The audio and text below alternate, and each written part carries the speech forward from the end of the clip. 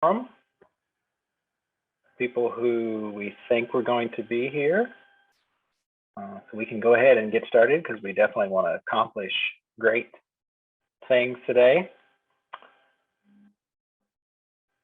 So I'm continuing to let people into panelists, so I see you there. It's just taking me time to get everyone moved over, so thank you.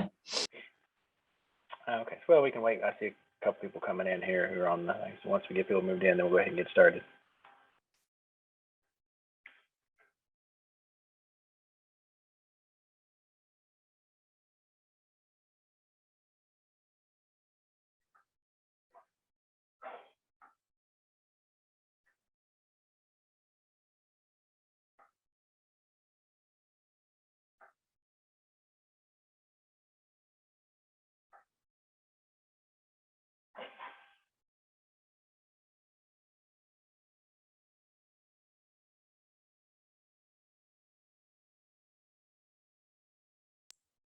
I think we're good, Jacob. Okay, Julie, do you want to kick us off? Yes, thank you so much, Jacob. It is good to see each and every one of you. I just wanted to kind of open up you guys with, we've received some communication, some pieces about kind of where we're at today. And so I really want to take some time to kind of acknowledge that. We had taken what we had in that tiered chart and tried to take the recommendations from the group and then convert that and translate that into rule. And we felt it was really important to be able to put that in there to see. And in that process, you guys, it can be very complex because as soon as you put one piece in, it kind of has an impact on some of the others. And so, for example, I'll give you one kind of concrete example. We kind of left off at our last meeting, not really knowing where we were going with the praxis. We kind of had a tie. And so in that piece, when we went to try to figure out, here we're in this meeting that we're supposed to be scheduled for the last one, how do we put that into that red line so that we could come together as a group and talk about that? Because we could show it without it, we could show it with it, but what about potentially that third way? Is there something else we could do with having it as an option in multiple pathways? So that said, I think that there's going to be some important time together because I feel like with the timeline, it's putting us in a place that maybe we need to consider from you all what you need to make sense of that. And timing or whatever that might be. So I'm going to, kind of give Crystal an opportunity to roll call, Jacob to do the reviews and norms. But in the meantime, I want you to think about what do you need? What would be better to kind of go deep into that chart that Jacob has put together so that we can really understand all those elements from the praxis to, the mentorship, those pieces. Do we want to go deep and then take a look at it in rule? Or would we rather do a second option of a quick overview and then start talking about how those pieces kind of came into rule and an explanation of that? What I'm worried about, you guys, is I don't think, based on what I saw some from emails and some conversations that I had, I don't want to push us into making a vote because the vote is your recommendation. As a task force, what are we recommending?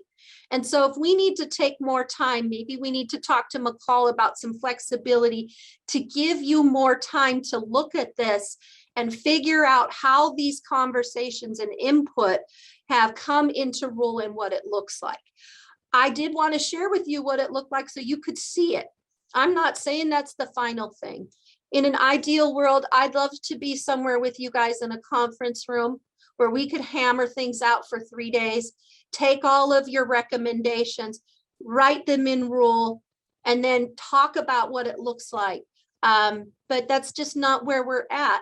That said, I don't want to not authentically gather your recommendations.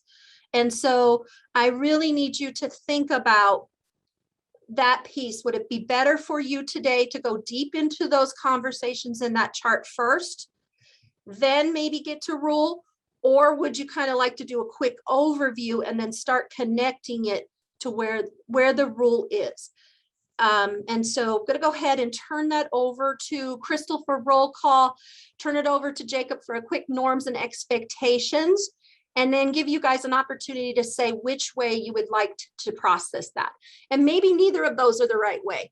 If you have another way that you would like to work today, please don't hesitate to bring another processing of what this is going to need. I just want to be sure you guys are getting what you need and you understand what had happened from last week in our final conversation of some of those elements and how that got translated into rule, and give you an opportunity to understand that of kind of what was going on there and why.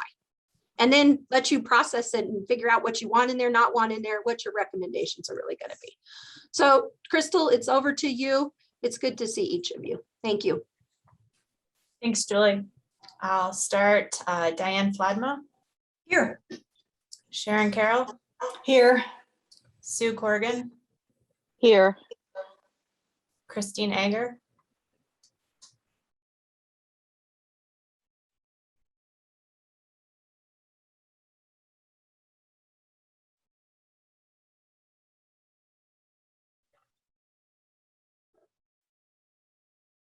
I see her muting and unmuting.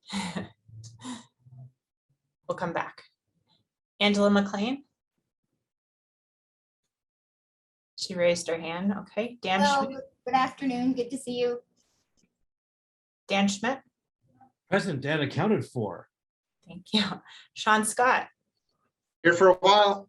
Thanks, Sean. Christine, I see you back there. Are you?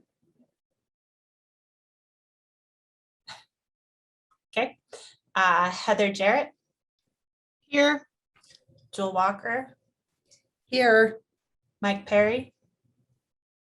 I am here. Nick Schumacher. Good afternoon.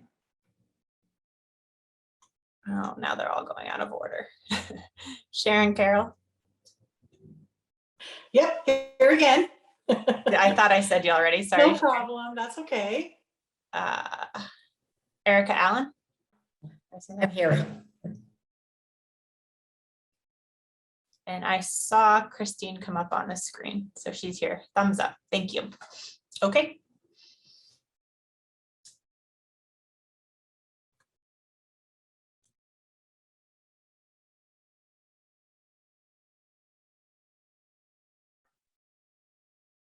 All right, thank you, Crystal. Crystal, there we had another attendee join. I'm not for sure if you need to double check that or not, just a heads up. Okay, everybody, quickly run through our norms. Thank you, everybody, for all the great work you put into this to this point. We've all been very respectful in our conversation, even though we haven't all agreed about everything, and that's the focus of a good task force. And I think it's been a very supportive, open, and present conversation. I appreciate each one of you greatly. Next slide. We certainly need to review the next slide. It's thinking about the purpose of 57, and that's obtain, apply license, keep and renew a license, and how to advance a license. I think we've really narrowed in on that and tried to look at that, especially in our chart that we've had. It's kind of the core of chapter 4, where we've been the last couple of weeks. Next slide. Did we miss our voting? I want to make sure we go back to have our voting slide, and that is that we have 60% vote, to be clear. I don't on think that. I don't think I included it this time. Sorry, it is 60%. As we missed that last week. So just clear that to put a recommendation forward, if we take a vote on it, or to sort of move a conversation forward, we need a 60% majority to move it forward, or we'll come back to it, which brought us to today, and that we ended our conversation last week sort of around the praxis. We couldn't come to a good consensus on that. We had a split vote. And so where we ended was we had a conversation, and please jump in, group, if I characterize this wrong, in that we weren't ready to eliminate the praxis completely. We wanted to still see what it might look like if it was an option to demonstrate competency, along with some other options. That was sort of we had in our vote, we had eliminate praxis, not eliminate praxis, and the not eliminate group was not ready to just say get rid of it. They wanted to see what it might look like with some options, and if it was left as a demonstration of competency, but not the only, right? Meaning it couldn't be the only requirement to be that. So there was some discussion internally held to try and think about what that might look like, looking at some other states and the options that they might have. One state that we had looked at from our previous work was Minnesota, and they had a bit of a framework around what some options could be. Now, I must give the caveat around that to say that Minnesota in itself requires the praxis to get their professional licenses, but they did give us some ideas. So if you look at some of the red line revision, you might have seen some of those ideas in there, and we can show you kind of where they fit in and how they fit into our conversation before we move out to that. Could you pull the chart up, Crystal?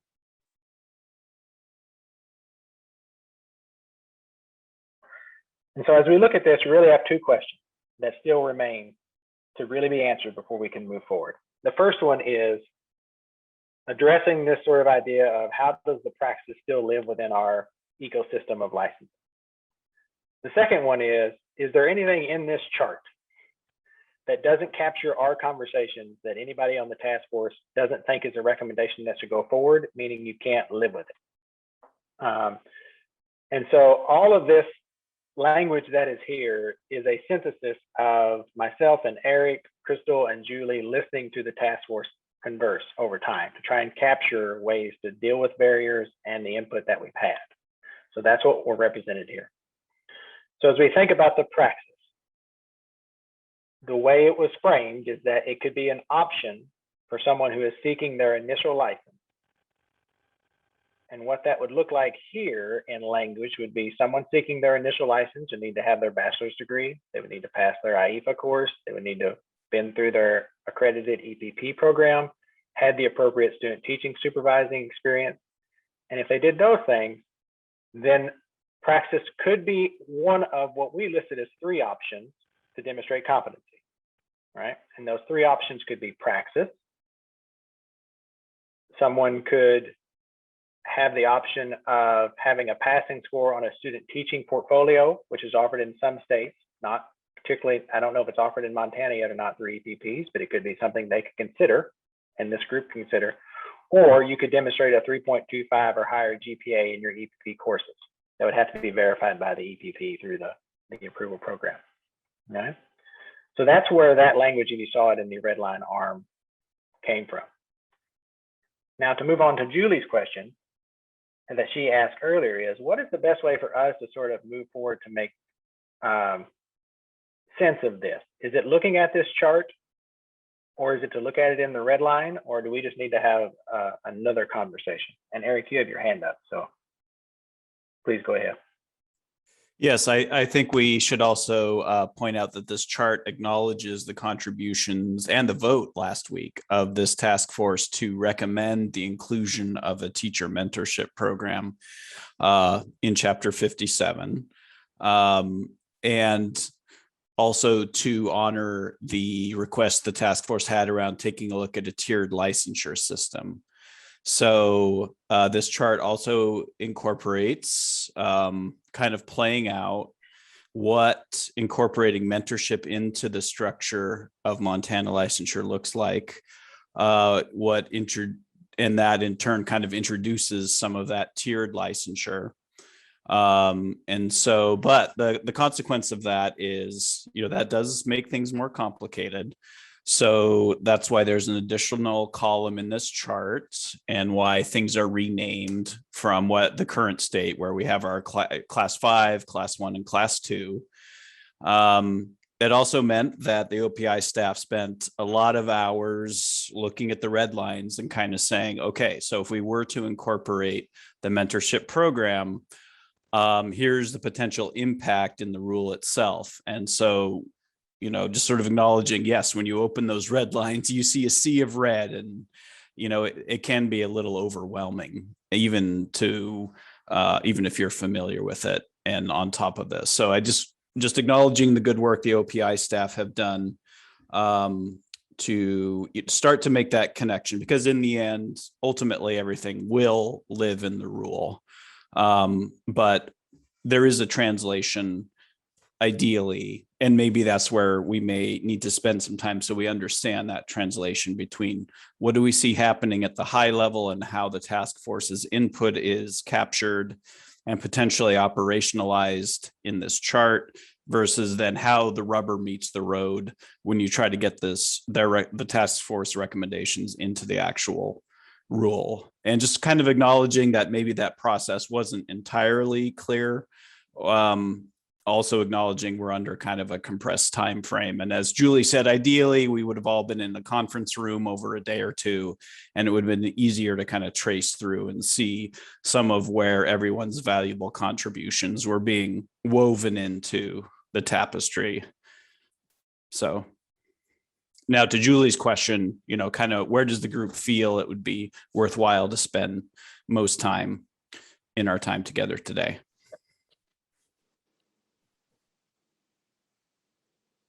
Sharon. Thank you. I feel like now, since we think this may be our last time and maybe not, but we are ready to take a deep look now at the red line recommendations, I think.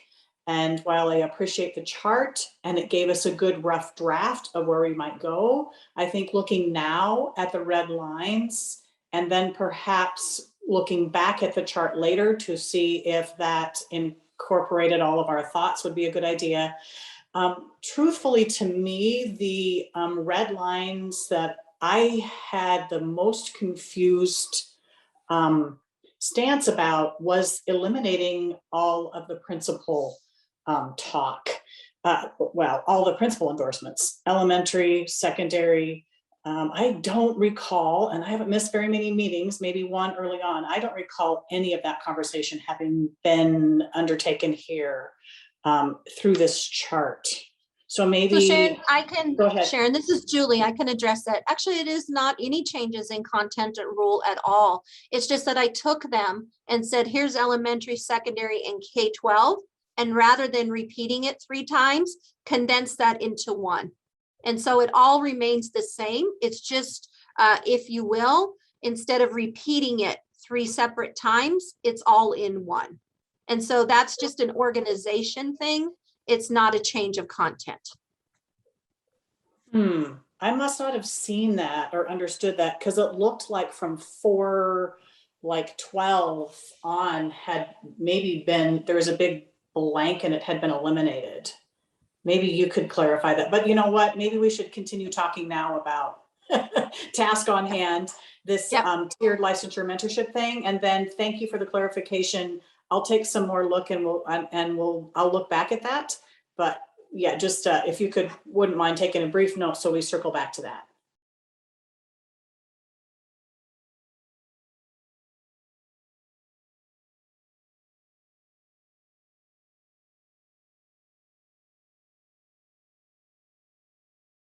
Anybody else have thoughts on this?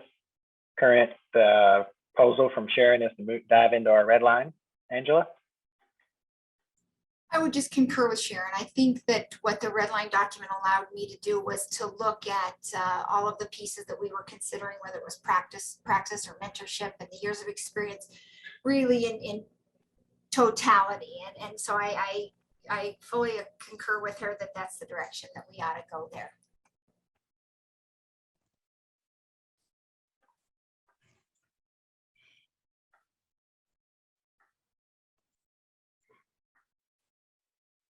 Diane? Thanks. I'll be brief. You know, as we discuss, I think I've determined from this process, I love to listen to the conversation, but I might be a visual learner. And so for our discussions to be captured in some type of document that is near the red line document, so that I know where we were today on those issues, so that I'm not crossing between documents. I love the red line document, I do, but I love also notes from the discussion to be there. And as I try to do that here and make my own notes, I find it very difficult. And I would appreciate having the red line documents along with the notes of our discussion today, if possible, side by side.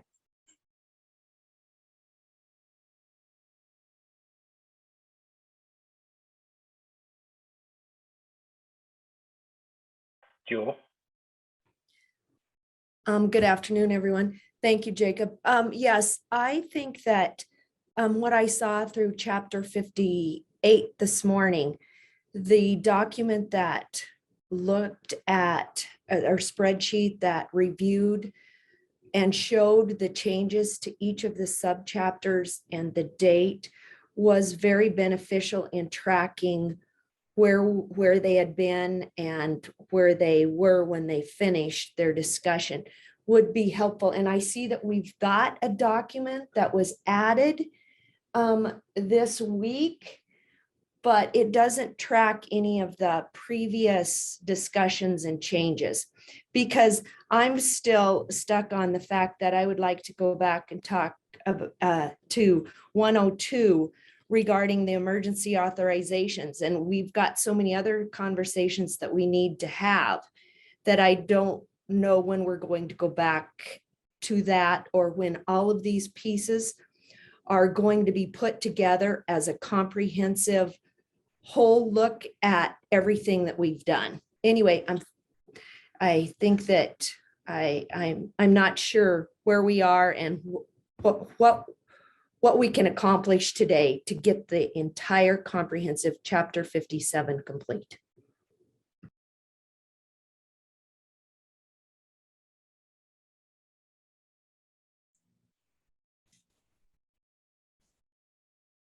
Angela?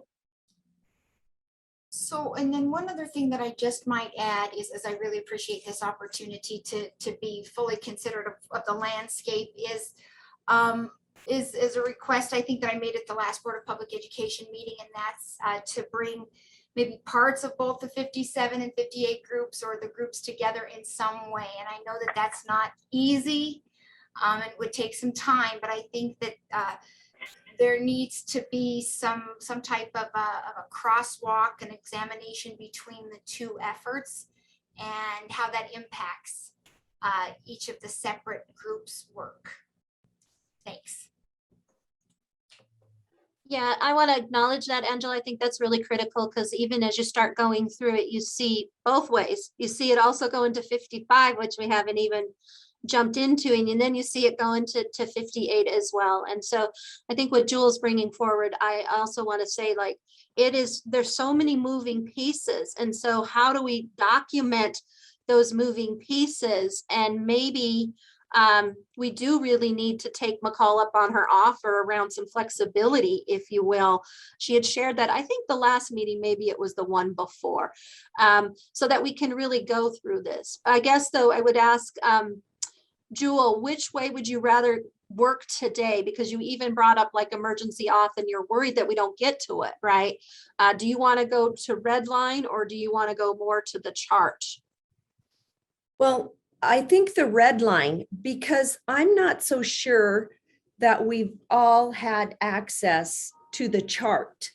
And so I don't feel like I've had a chance to really study that chart other than when it's been up on the screen.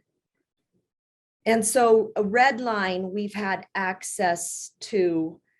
So I guess that's where I'd like to start. And then we can take each of the pieces, because we need to have new conversations about subchapter 4. And then maybe we can go through each of those to drill down to what has been agreed upon, and that we all are at a consensus point. So just for clarity, if anybody wants to access it, the link to the chart has been in the PowerPoint for the last several weeks and available to everybody to access. So if anybody wants to access it today, it lives there again. And can I add, with the document that Jewel is referencing, that everything is there and up to date. All of the changes are in that chart Tristan put together. You do have to click on each of the subchapters to expand on them, but it is exactly like chapter 58. So it is there. So I just wanted to be sure that that was clarified. Thank you. So just to do a process check, Eric, Diane had a had a process recommendation. She said, is there a way that we can keep notes going at the same time? So Eric, can you be capturing the notes maybe as we're going through rule? And then I guess, is there a way to show those both happening at one time? Is it possible to put your notes up on the screen that we're all looking at, and then everybody who has access to the rules in red line, pull that up in Google on their computer? But I don't know how many of you have double computers or if you're just looking at one screen. So just want to process check there, Eric, what's possible to be able to share those notes at the same time while we're going through? Or can you take them and then show them before we keep moving on? Yeah, I think we probably all want to be looking at the same thing at the same time. So we probably want to call up the red lines, and maybe it's just a matter of taking notes in the margin or in a different color as we go. So we can track kind of, what we've tabled, what we've decided. If we end up in the small chance we take a vote on specific items, we'll just have it all captured in one place, and then you'll be able to see the notes in context. But it looked like Sean and, well, I tried to get the red lines up. It looked like Sean and Sharon had their hands up. Yeah, and Tristan did too. So go ahead, Sean. Okay, hey, and I guess from my perspective, and I have to apologize that, of course, I'll have to get to class here at about 2:10, but I just wanted to speak to the point that it seems, regarding the flexibility, that it seems like there's a lot of bits and pieces that are still really out there that needs to come together. So regarding this being a last meeting or not, it seems like, in my mind, that there are too many question marks to have a finished product, basically, is really what I want to share around that. But I think for myself, taking a look at the red lines, that's valuable. So I hope that was clear. Yeah, thanks, Sean. Tristan, did you want to say something? Yeah, I just wanted to say, Eric, that there is a comments column on the document that I created. So there is that option to just make comments as we go. Dan, I can go invite you all to be able to edit on the document too. And then you could all make your own comments if that's something everyone wanted as well. Sharon, go ahead. Right, that might facilitate the process, us being able to make comments. Currently, we're not editors, we're view only, I think. Right? So I had done that just so that we could ensure that things didn't get changed where we. Oh, I agree. I would do the same thing. I think though we're talking about two separate things. We're talking about the red line recommendations that were in the folder that we put in there, but then we're also talking about the document that Tristan has where they're all on one like Excel spreadsheet. So I just want to clarify where we're going. Which Me too. And one more clarification. I really have looked for that chart that showed up on our screen here. Is it a part of your PowerPoint presentation? The one that's got all of the shading on it? Is it?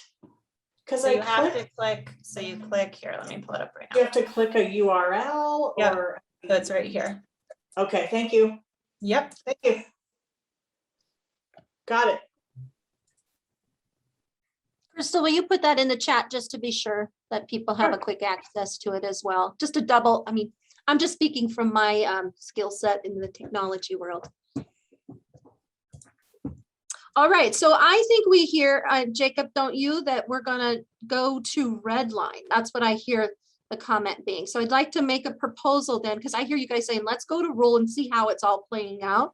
And then we can kind of simultaneously have a conversation and be taking a look at those comments. Knowing you guys that it sounds like there's a strong desire that we work as far as we can get, but we really are going to need to seek, as Sean has said, maybe some additional time, just so that we really do have a final product and have worked through it. So I want to honor that because I do feel like some of those timelines are being kind of critical and putting more complexity than really is, than maybe we can accomplish realistically in that time. Okay, so my proposal is let's take a look at chapter 4, because I think that's a big portion of the heart of the licensure. And my proposal is to look at the one with the mentorship and induction in it. So can I get a thumbs up if we're okay to go there as the starting point versus starting at 1 and moving through? Are we good there? Thanks, Mike. I can see Mike for sure. Thanks, Nick. Okay. All right. So let's go to 410 with mentorship.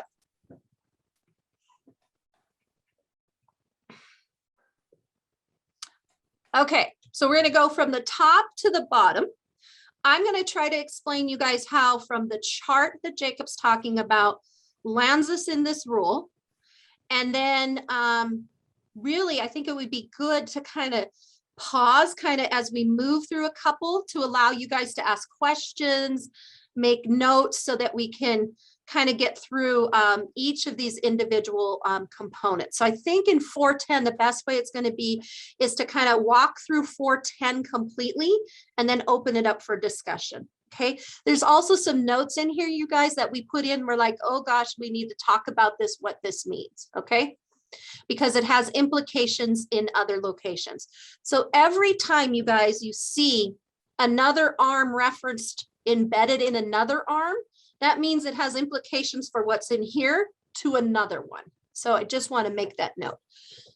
So looking at class 2 standard teaching license. And so when you think about the chart that Jacob had put forward, the essence of the standard teaching license is for candidates who have completed a bachelor's degree and have also completed an education preparation program with supervised teaching experience. So they have a bachelor's degree, they have an education degree, and they have done student teaching. So that's the essence of what takes us down through 2. Okay, what is different here and why we have this yellow piece is the potential and the conversation around, rather than having the 3 different pathways, which were traditional, the national board, and the third, which was the alternative with the 5 years experience. So part of the conversation was to say, if you've gone to an accredited EPP and it leads to licensure in a state, then it would be considered an accredited preparation program. If it is or isn't associated with a university, because there are some EPPs that are accredited programs in other states that lead to certification in their state, but they are not affiliated with the university. So this big yellow note says, hey, are we wanting that, not wanting that? Because this is right now, the way that it's written is referencing a change in the definition of 1057-102. So I want to make that first note, okay? So then the second piece here comes. The group has made the recommendation and put forward the vote that they'd like to see mentorship and induction embedded. So this is where it starts to get into that tiered piece. So for a standard teaching license, we've developed a 2A and potential 2B process, okay? The 2A would be valid for 2 years in order to give you time to complete your mentorship and induction, and then be able to, after that completion, move you into a 2B, which is then the standard license that you would have for 5 years. Now, the 2A, when we were working on this, we were like, okay, 2 years, we got that from the chart. Okay, that seemed like a reasonable amount of time. But we were thinking about, what if you complete your education prep program, you got your student teaching, got all that good stuff done, and you apply for your license, but you actually don't go teach, and you're not in a job, so you can't actually participate in a mentorship program yet. That means you wouldn't be licensed if after 2 years you didn't quite get that done.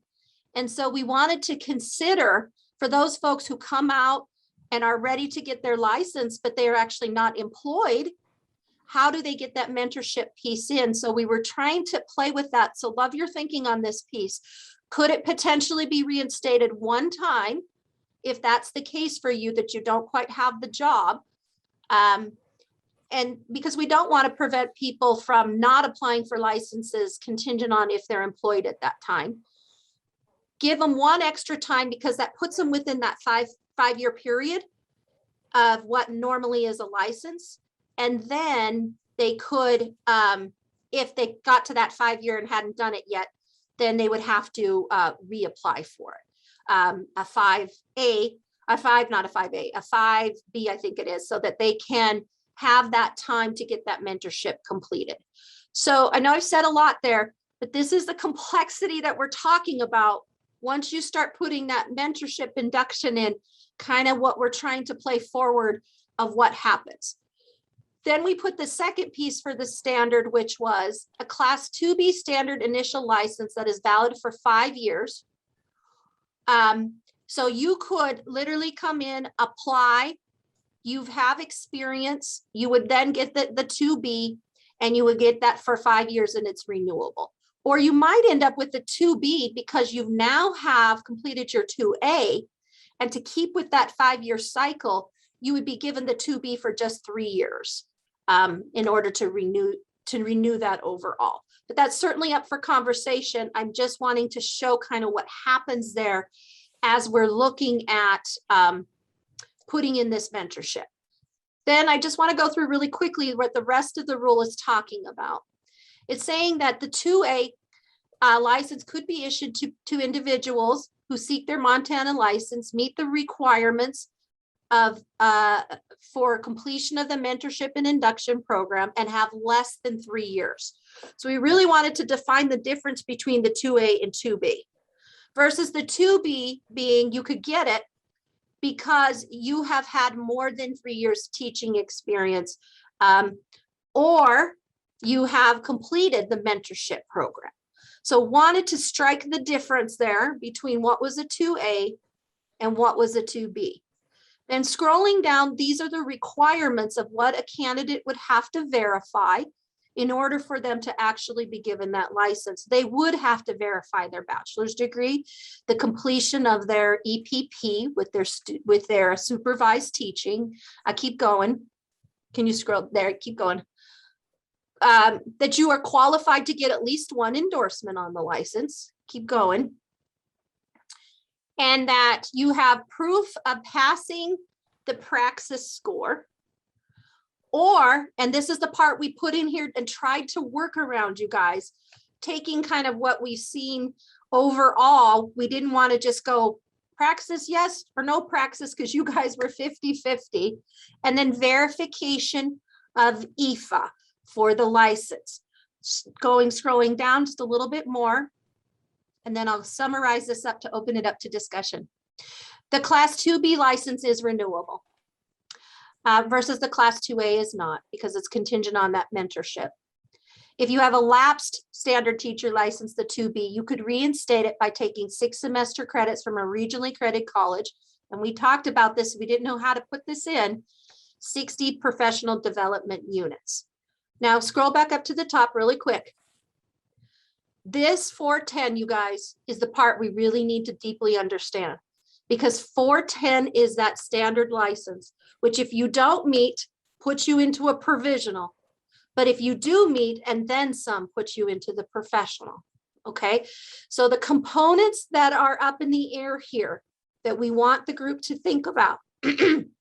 What do we think about what constitutes as an accredited EPP? Alt, not alt. Going down to the second piece, number 2, putting in the mentorship program. How do we accommodate for the timeline of that mentorship and for folks who may hold the license but not employed? And then moving down into, so we've got critical piece around what's the definition of accredited prep program? What's the mentorship component? How long? Renewable, not renewable, or reinstatable. Keep going. What's number 2? Keep going. 3 becomes this piece around the praxis. Yes on the praxis, no on the praxis, or multiple pathways to demonstrate content. That's the third thing. And Julie, real quick, going. we need a quick clarification here. This part D we're looking at, that was discussed as only being a criteria for someone who does not have a license ever, or has never had a license. So that would just be a criteria for 2B if you're applying for your initial license. No, it also has to apply, it has to, Jacob, correction, it has to apply for anyone applying for a license. It would have to be one of the criteria that they have to prove.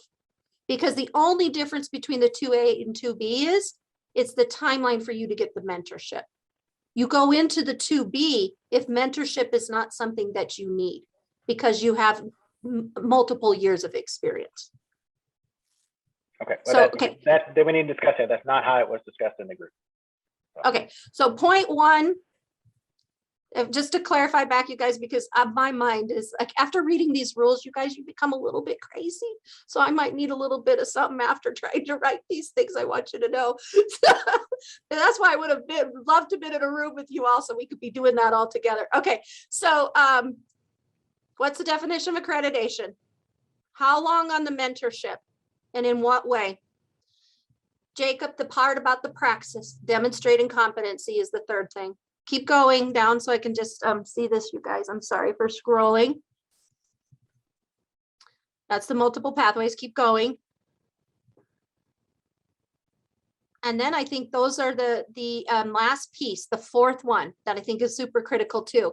And we've talked about this, and I don't think we got to consensus, you guys, was 6 semester credits, and/or is it possible to do 60 renewal units and not have to go back for 6 credits for recency? So it's all yours to talk about. Here's the good news. Even if you take a little bit longer here to get down to some of your conversation, that's going to make the rest of it go much quicker.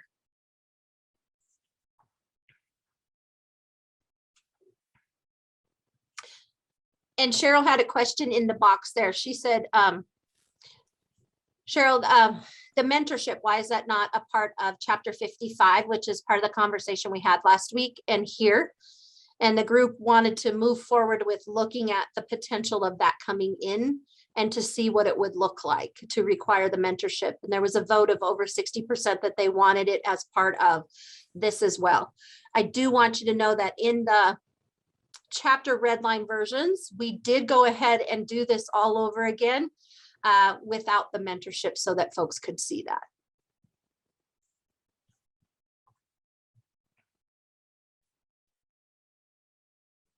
All right, so Jacob, I'm going to leave it to you to kind of taking it through around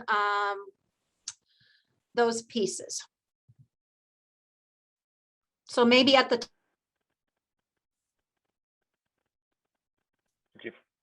Did your staff freeze? Can anybody hear me?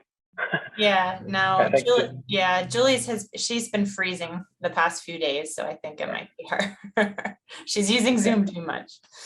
Yeah. Okay, well, let's scroll back up to the top then, if we can. And Sean, go ahead. Yeah, I was just looking at Cheryl's chat message regarding why isn't mentorship an accreditation issue rather than a requirement of licensing, and isn't this a new barrier to licensing? I've missed some of the mentorship and conversation. What would be the response to that question of Cheryl's?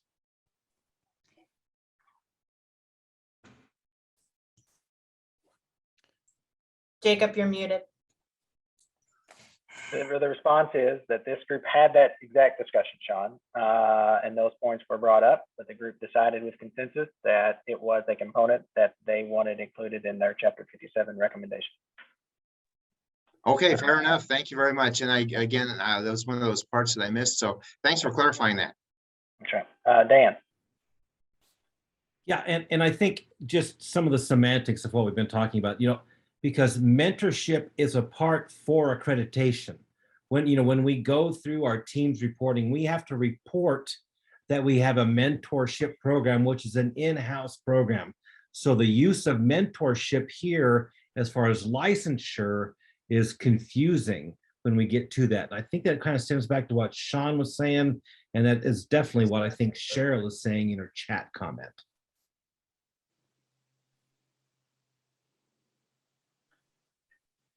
Sharon. Sorry, I'm going to move on because I know we had that discussion at length last week and it's actually posted. I think it's on the web in that conversation, but you have the screen at the very top. And so I'm going to address that little part then about alternative licensed accredited prep programs, if that's okay, Jacob. Yes, please. I have a question that what are they? What are alternative accredited prep programs that lead to licensure in another state?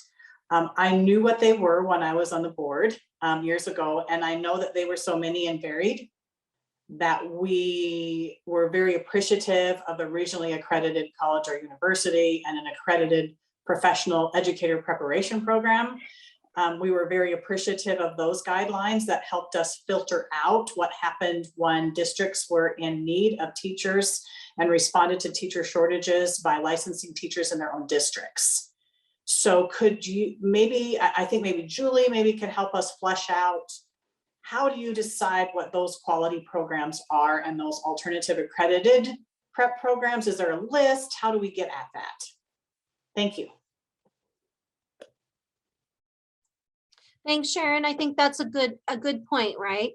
I think the way that we were defining that in thinking about it is if the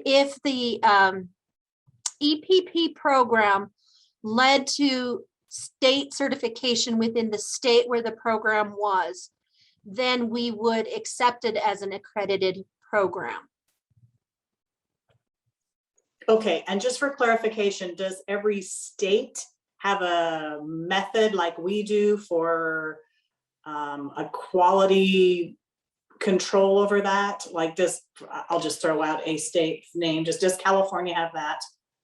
Are they able to filter through and approve programs in their state? California, Texas, Florida. There's lots of different ways that it's defined in other states, Sharon. There's quite a bit of range. You can look at different states that have different ways of looking at the alt programs. Some states do develop their own program as well that is not affiliated necessarily with a university. So it all depends. There's a range, if you will. There's some alt programs as well that are affiliated with universities, like, Teach for America in many states. I'll just use that as an example. It's a common known one, sure.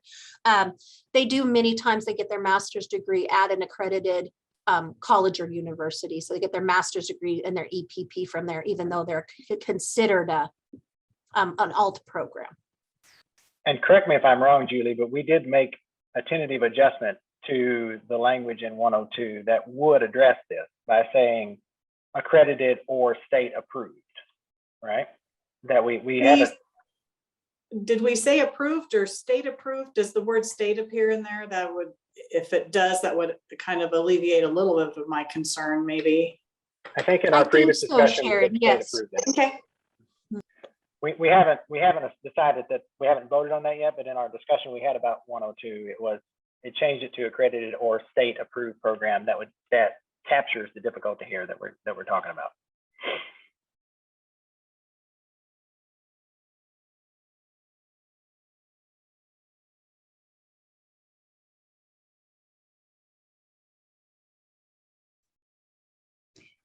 So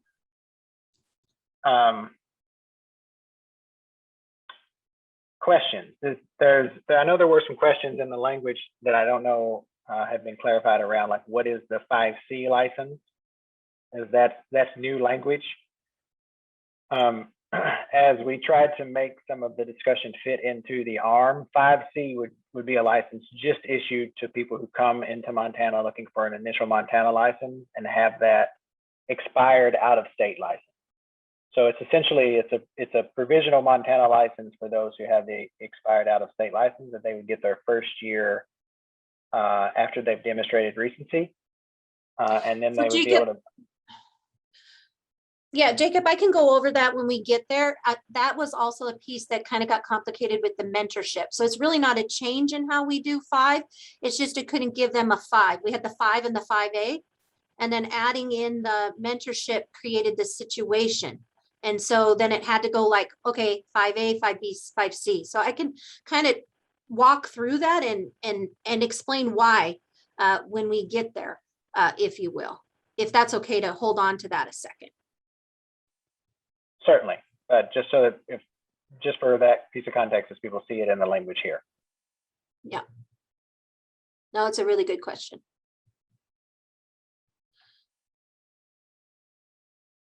So any other comments about the ALT program at this time before we move to the mentorship component?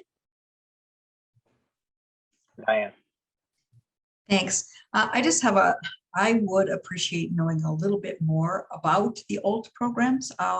Teach for America is one, I understand that. But what states are we more frequently getting licensure requests from? I mean, is there a way to examine some of those programs rather than just opening the door? And I realize we want flexibility. I'm not opposed to flexibility. I am working to try to keep quality. So before I would be ready to say, let's do that, I still want more information.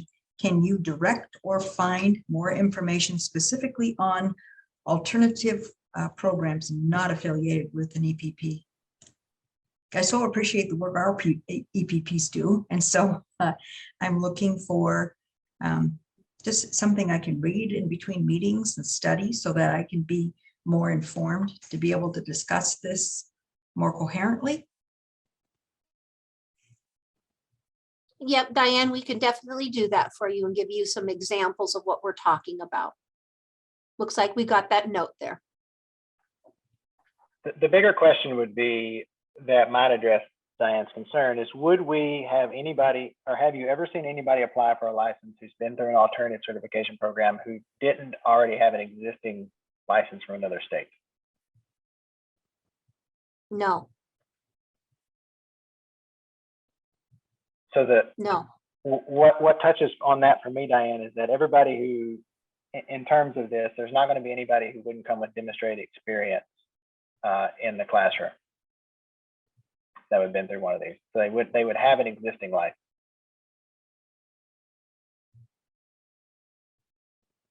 Unless it had lapsed since they were qualified.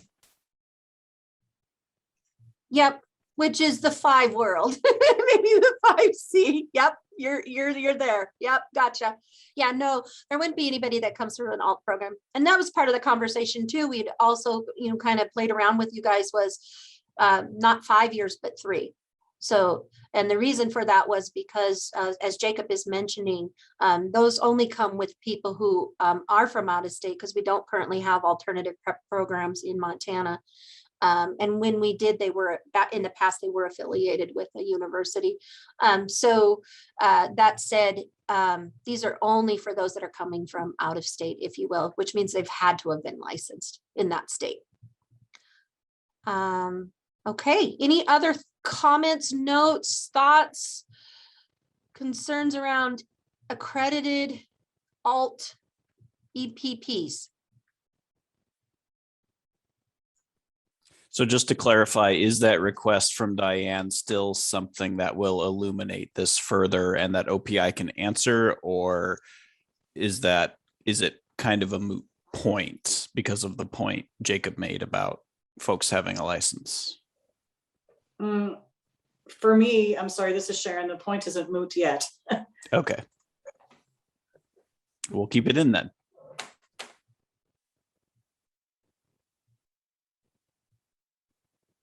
Okay, looking at the mentorship program, and I see that Deputy Superintendent Allen had also asked about mentorship and is it another barrier? And I know that has also been some pieces that we have alluded to here, you guys, around what does this mean?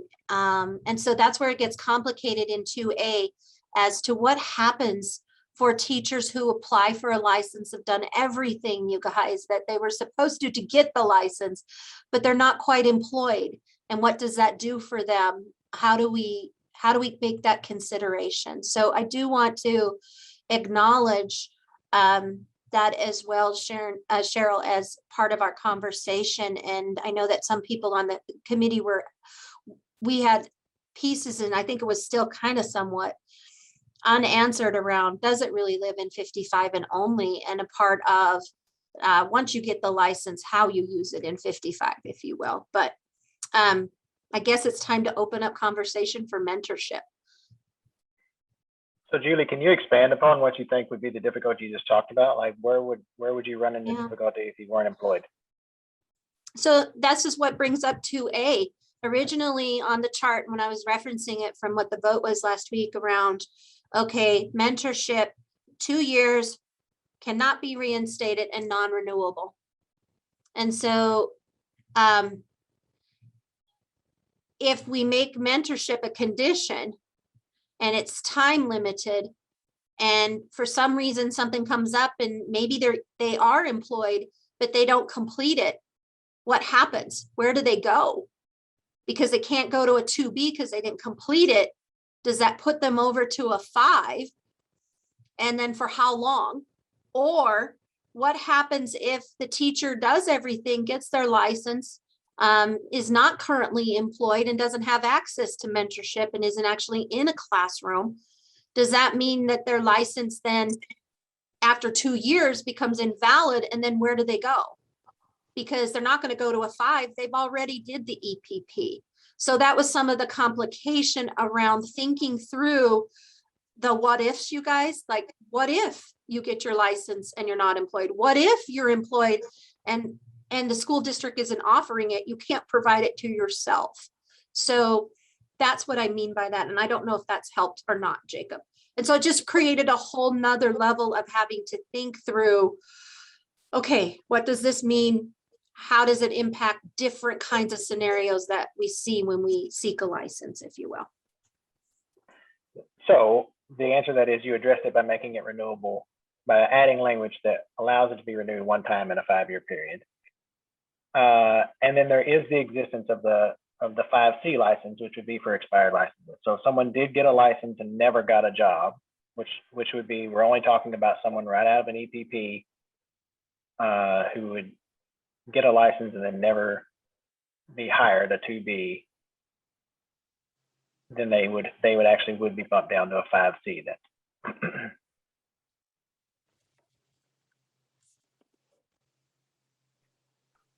Sharon. Jacob, I agree.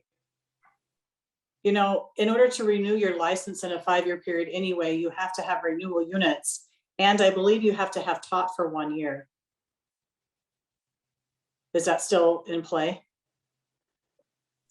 No, Sharon, you have to have the renewal units. There's no number of years of experience associated with renewal. Okay, got it. Thanks. I should have known that. My bad. But again, there's your 5-year period. And, you know, if it's not in the school district, it's available on the hub or through the service areas.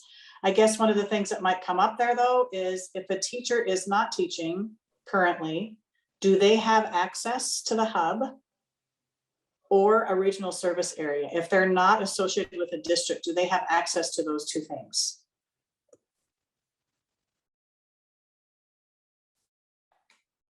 Anyone has access to the hub to answer that question. They don't have to be affiliated with a school district. I'm sorry, Sharon, what was your second question? Sorry. Access to the hub or access to those regional service areas, like emails from them or, yeah. Oh, yeah, I don't know about that second one. Yeah, I don't know that either. I know. I would say probably not.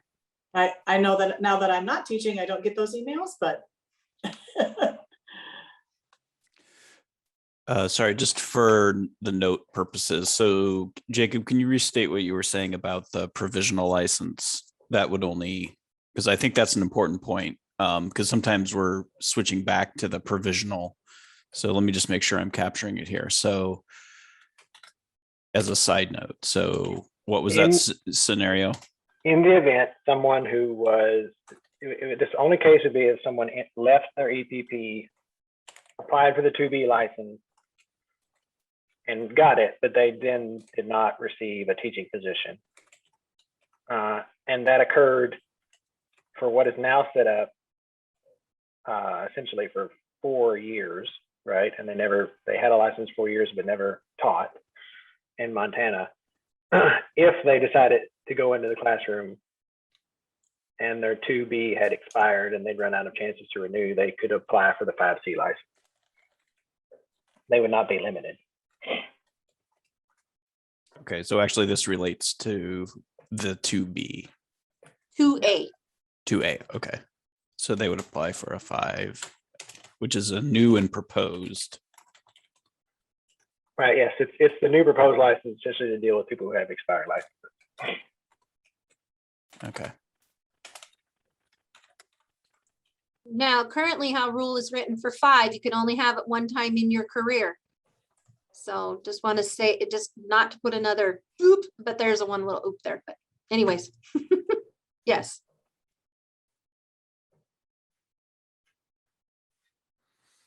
But the 5, so here's the thing, the 5 licenses outside of the 5A. So currently 5 is renewal, you can have it for 3 years, right, Julie?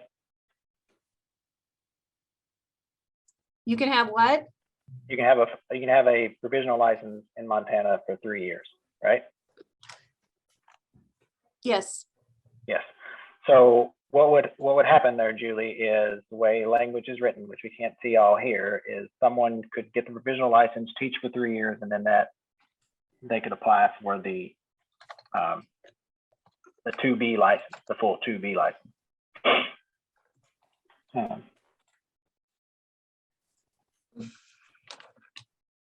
Yep. Okay, let me make sure I'm getting that here for 2B. Can you restate that, Jacob?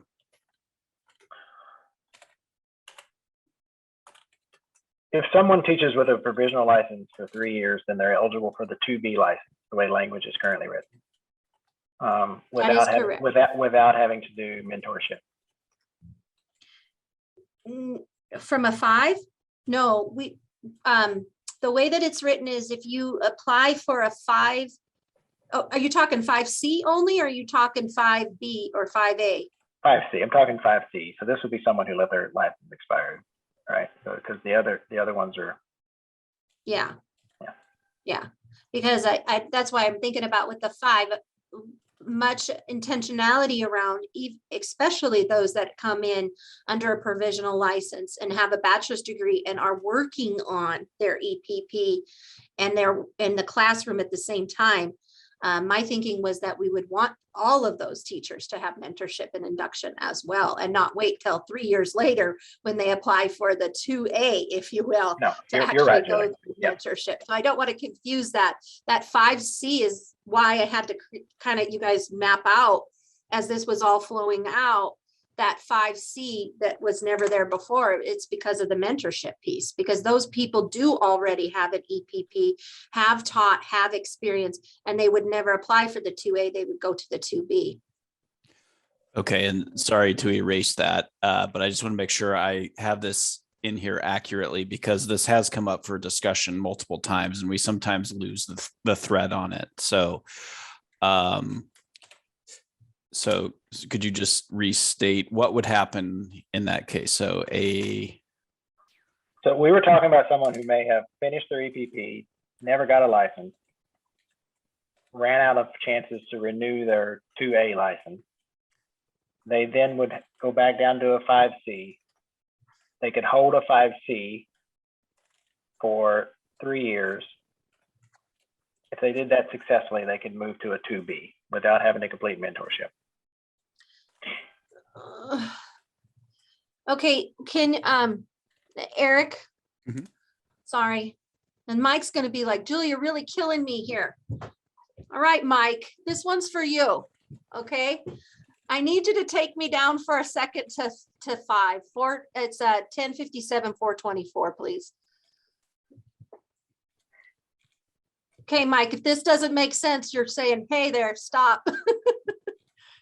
Because I already have tried to make sense of it. And so sometimes that's not easily explainable. Okay, because I don't think we're quite there yet, Eric.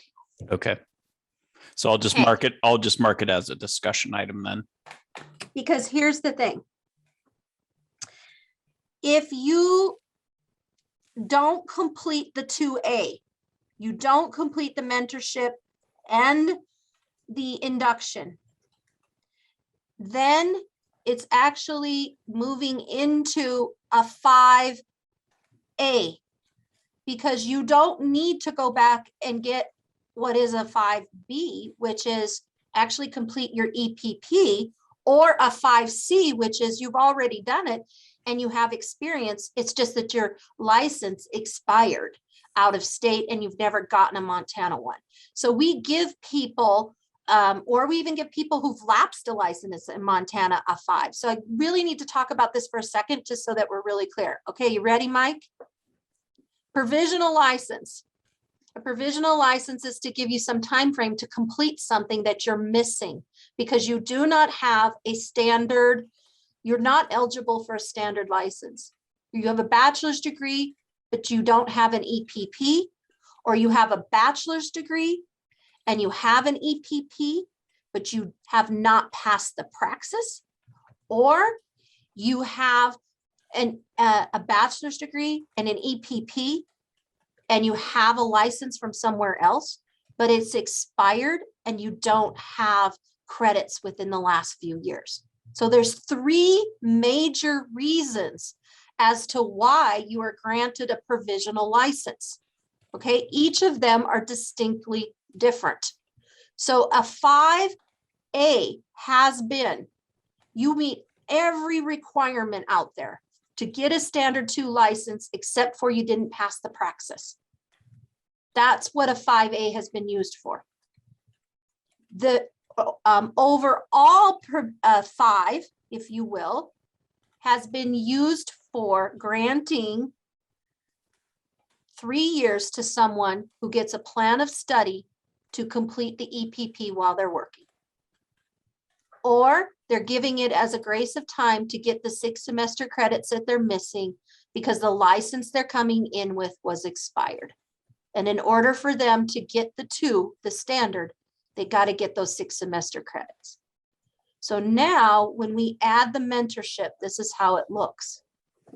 Okay, 5A provisional license. It was for 1 year. But what happens if you have everything except for you're missing your mentorship? Then you've got to be given time to complete the mentorship. So you would get a 5A, which means you're missing 1 piece for you to apply and get your 2B. I'm tried to consider, because if it was the praxis again, then if it was 1 year, we can't have, if you're just missing the praxis, that this 1 year, and then what if you're missing the mentorship? Is it just 1 year as well? The 2B, I mean the 5B, you guys, that's for the folks that need to go get the EPP. But the 5C is really not a 5A, where you need to either complete your praxis or complete this mentorship and induction. And it's not really a 5B because you're not trying to complete your EPP. You just haven't been in the classroom in a while and your out-of-state license is expired. So you need to get some new credits.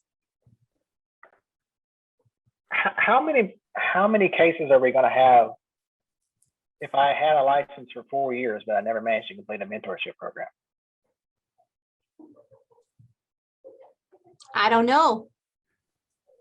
Can't say, because that's hypothetical at this point. I mean, the superintendents would probably know better than I mean, that's why, again, we talk about licensure and try to really keep things very, it's very difficult to say. It's about getting, keeping, and updating a license versus what happens with what you do with that license once you have it, whether you're employed or not. It's very complicated. Angela has her hand up. I'm really appreciating this conversation around the what ifs. They don't have the mentorship part. And I guess what I would ask, and it goes back to, I think, Cheryl's question, and I think it goes back to so many of our conversations around this piece. Why on earth would a Montana teacher who has been teaching for 4 years not have had a mentorship if Montana districts are checking the box like you said they were last week in a strategic way where not one has had a ding due to the fact that they're not providing accreditation? Then why on earth would any teacher in Montana, whether they've taught for 1 year or 4 years, not have a mentorship program? So I think that gets to the heart of the entire reason why we are asking this to be put in here, is because I think there's a lot of doubt for folks. We want to tie it. And to Cheryl's question, I think that she put in the chat, I think, you know, it's one that we've been having a lot of conversations around. And I guess if it's not a barrier for accreditation, why on earth would it be a barrier to a single person's licensure? There are certain steps that we have to take, that every step has to take to either gain a license or to keep it. And I think that this is a bare minimum step. And for me, it seems the most reasonable place to put it is in Chapter 57, where we tie it to one person's license rather than to a district's accreditation. Superintendent Allen. I appreciate that, Angela. What resonates through my mind is that somehow what we're trying to do is build a mechanism by which either the individual licensee will get penalized, or saying we don't believe districts that check the box are actually doing mentorship. So we need to build now a verification system into that. So if I misunderstood that, please correct me, because I'm really concerned that we're striving to do checks and balances with chapters instead of using mechanisms that are available with districts. And as we all know, because so many of us have been in those districts, on any given day, it's not an easy task, and they may have a mentorship program, but our definition of mentorship might be different than that district's definition of mentorship. So we don't have any criteria around a mentorship other than say, have you had one? And that could be interesting. I think what we're going to do is be into the variabilities again, which is perhaps driving this whole conversation.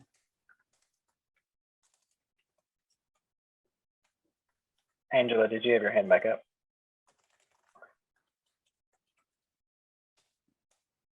Diane. Thanks.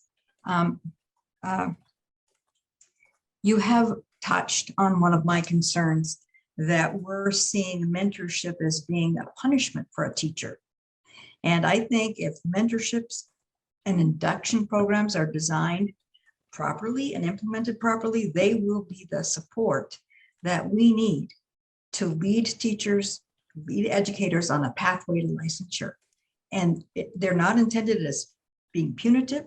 They're intended to be free to teachers. They're intended to be well implemented.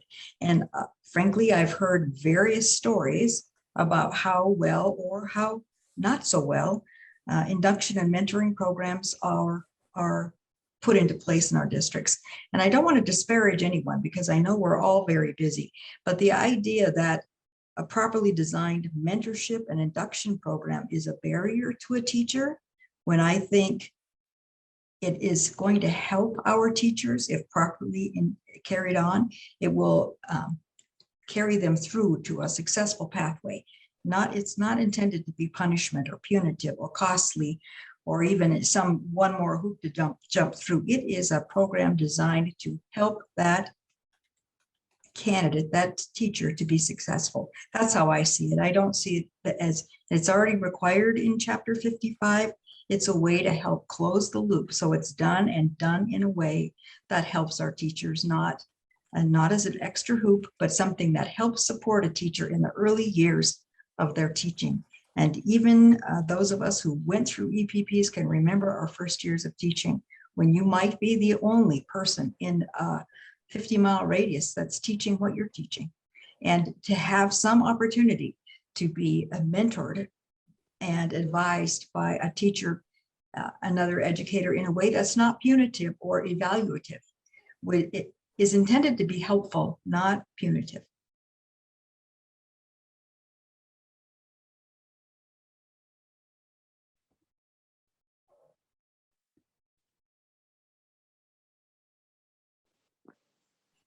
Sharon, you have your hand up. Yeah, I agree with Diane, and I believe that our regional service areas are equipped and ready to answer the call for mentorship, especially in our rural areas. From Ekalaka, I was the only math teacher in the building in the high school. I have appreciated over the years the many opportunities I've had to get together with teachers in my region. And I think our regional service areas are ready and willing to answer the call.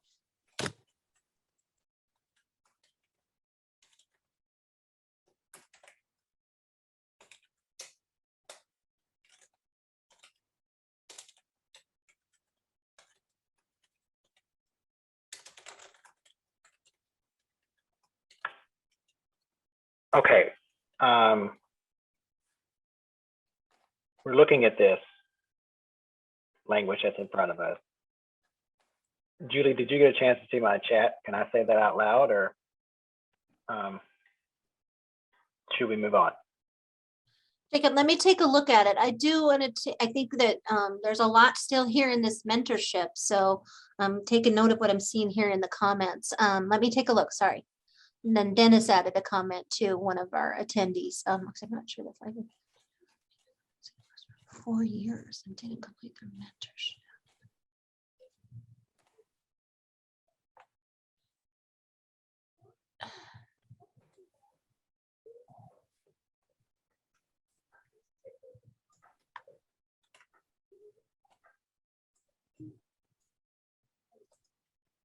So Jacob,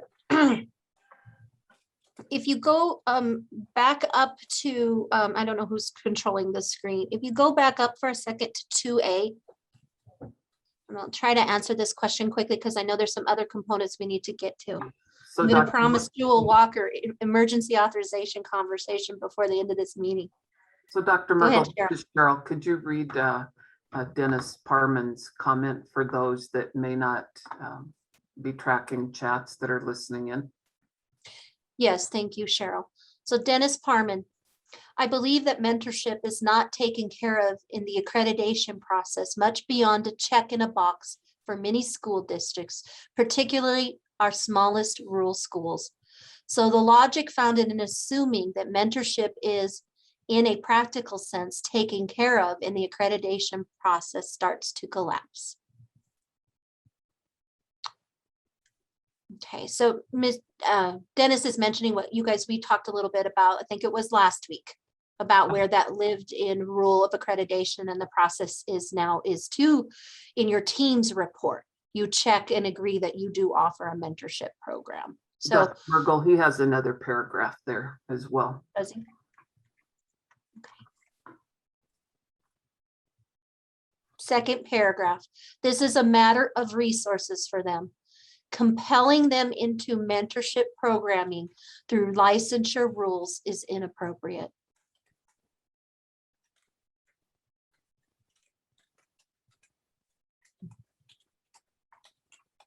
Thank you, Dennis. We know you're out there. Okay, just pausing there for a second. So Jacob, to try to answer your question, this is about 2B. This is what we're trying to figure out. I mean, 2A, I'm sorry. So we're talking about the standard license and this piece around the mentorship. So if you come in, you apply for your license, but you don't use it right away. It's valid for 2 years. You don't have a job or something happens in the school district, you can't get it. You could ask for, if say that's the case, you don't get it. You could ask for it to be reinstated so that you could have it one more time. And then hopefully you get it. Then you wouldn't need to go into the 5 world, into the provisional world. But let's take the case of somebody who applies for their license and doesn't start to work right away, but they have a license because they've done everything they needed to get it. But now this license is contingent upon, they can't go any further until they have a job and complete mentorship. Well, then you apply, you don't have a job, you're sitting in a 2A, the 2 years expires, you do another 2 years, you're 4 years into it. What are you going to do in order for you to get that license, because you can't apply for a 2A because you've already used your 4. You can't apply for a 2B because you don't have the mentorship. That only place we could put you is in a provisional. But we're not asking you to go back and get an EPP altogether, which would be 5B. And we're not asking you to also get recency until your 5th year. So where does it live then? Well, So- but the language says an expired license. It doesn't, you know, we took out the language around the 5 years doesn't live there anymore. So if you effectively, if someone got a 2A license, waited 4 years, bothered to renew it, didn't teach, they would get a 5C, need to do some recency credits. They've been 4 years out of school anyway, so recency credits don't seem like a bad idea. They could then just teach 1 year with the provisional, be immediately eligible again for the 2A if they chose. There are clear paths to circumvent that without having to put the mentorship piece into the 5A. And again, I think we're talking about outlier situations where there are paths to address for those outlier situations. I mean, and so, you know, and this is good conversation again, but the group, based upon our rules, made the decision to include mentorship. So it is there. And I think we have ways to work around the outlier situations the way it's currently, the language is put forth. So Jacob, then it's going to require really looking at 2A and how that gets molded to fit with that so that it doesn't ever force anybody into a provisional. Okay, I do want to honor kind of time, and so we've got this mentorship. We've heard a lot of things about it. I would say that maybe we've had a vote, but I don't know about, it sounds like to me that like it's still kind of left based upon some of the comments that we're hearing in the box that it isn't a final decision. But I'd like to move down a little bit because I don't think we've talked about the praxis piece. And then we're going to, what time are we ending today, you guys? Just as a time check, there's a couple of people in the box if we could give that time check. 3:30. Okay, I would propose you guys, let's take a look at the praxis piece. And then I think we might need to take a stretch break. I don't know how you guys are all feeling, but let's keep moving. But let's take a look. I think there's a lot here around this mentorship. I'm not saying it's finalized. I think it's some good notes there. I don't know where we're at with that, but I also don't know some of these other pieces we haven't unpacked deeply. And it's okay to spend time in 410 because 410 is the mothership that leads to all the little tugboats on the side, if you will. So moving down. Okay.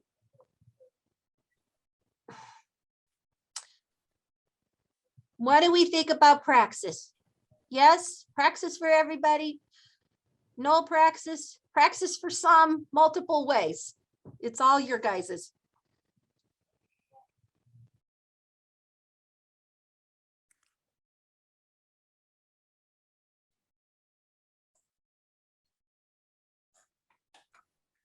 I'm going to throw in my 2 cents here. I thought about it a lot after our vote last week, and I still have an issue with the praxis being required.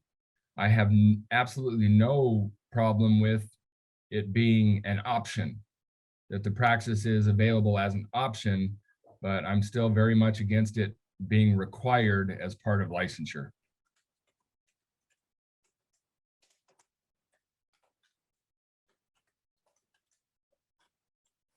Go ahead, Angela. Thank you very much. Can you tell me what you were thinking, what kind of a definition you might have had in mind with a student teaching portfolio? It's like the Ed TPA. Are you familiar with the Ed TPA, Angela? The what? There's a program called the Ed TPA, which is a student teaching portfolio that many universities use. So it's something along those lines. That would be the model for it. So would we have to put that in definition? would we have to put that somewhere in definition so that? Yeah, I mean, it would have to be defined. And I think the conversation that we really had, Julie and Crystal and Eric and I, as we thought about this, was we didn't know all the options, what the options could be. That's just there to think about, right? Like this, what could be some options, sort of praxis or what are demonstrations of competency, because they're hard to think about. And that portfolio was just one that was mentioned in Minnesota as being a possible option. John has chimed in. Yeah, I hope we're not suggesting that we become an ed TPA state. That's a pretty heavy lift. If you're using that as like a placeholder, what I'm curious is, would that be in place of the MAC? So we're going to come up with some different options that could be used to demonstrate content knowledge, teaching pedagogy, whatever. Is that kind of what you're thinking about using that term portfolio? What I'm hearing you say is it's just a placeholder for the moment, just to get something in there. And then I like what people are talking about with like a smorgasbord of options. And so, either you do this or you do that or do this. And so that's kind of what I'm hearing. I just want to make sure that I'm accurate on that. Right. Everything you say is correct. Yes. So no push that it become an ed TPA state. That's just the example, right, of what a portfolio, somehow how it manifests in some places. There could be other lists here added to this current smorgasbord, right? So there's just 3 options now. There could be other things that could come up to be added.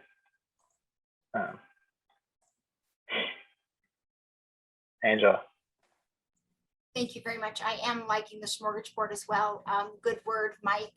You put it aptly out there. So then my next question, as part of the smorgasbord, you offer the 3.25 or higher coursework GPA. I guess I'd just like to hear a little bit more about that, maybe from John and perhaps others, what they might think about that. But thank you. I do appreciate the smorgasbord, but I'm just wanting to understand and see where folks might sit on that.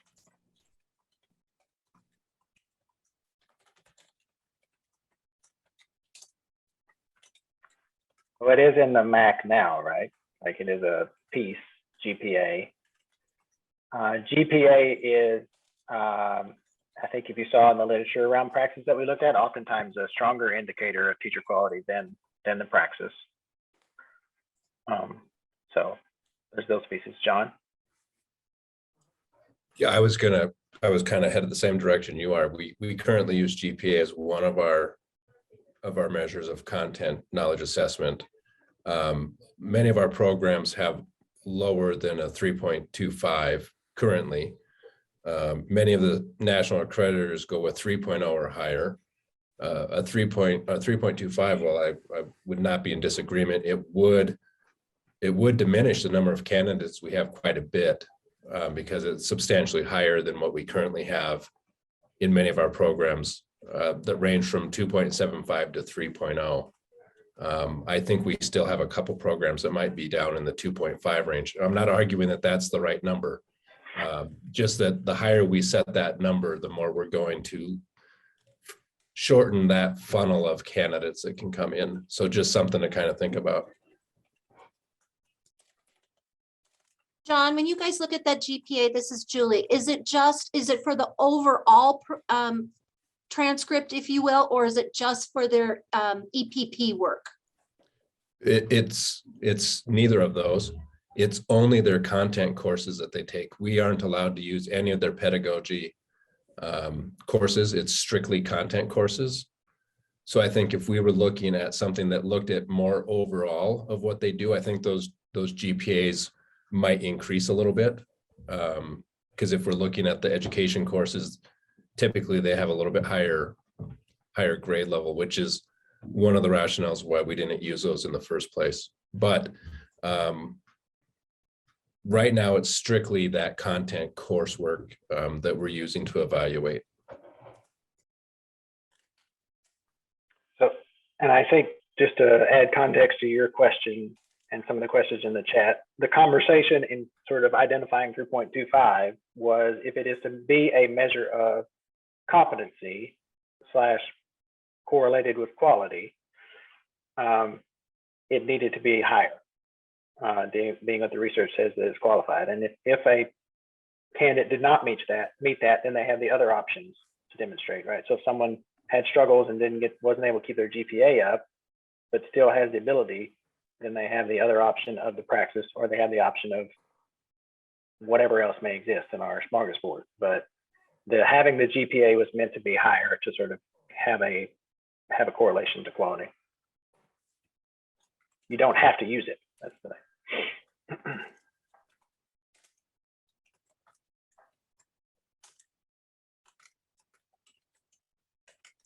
That's why in the discussion that Eric and Jacob and Crystal and I were having, we didn't really, guys, like, as we were looking at this option, like, well, what if it is just the coursework in your EPP? So that, and I don't know that we were separating, as you had mentioned, John, like on the MAC, that it's just content, recognizing that MAC actually stands for Montana's, right, content knowledge. And so, of course, the praxis also doesn't measure, if you will, pedagogy either, you know? So I guess if you're thinking about praxis, it's really a subject assessment. If it's an or, does it become a GPA that's just measuring subject assessment as well? So I think that's a really good point that you bring up. And it's good to see you. You're out there, Dan. I see you out there. I hope to hear your voice sometime. I think we would be open to including educational coursework in addition to the content. So I wasn't arguing that we stay with just the content coursework, just what we do today. I think this is thinking about what we could do, and I think that talk about what we could do is something that I think there would be a lot of support from our institutions to look at what we could do differently. And then again, I think looking at that 3.25 and dialing in, is that the right number? Should it be 3.5? Should it be 3.0? I think that's another great conversation. Well said.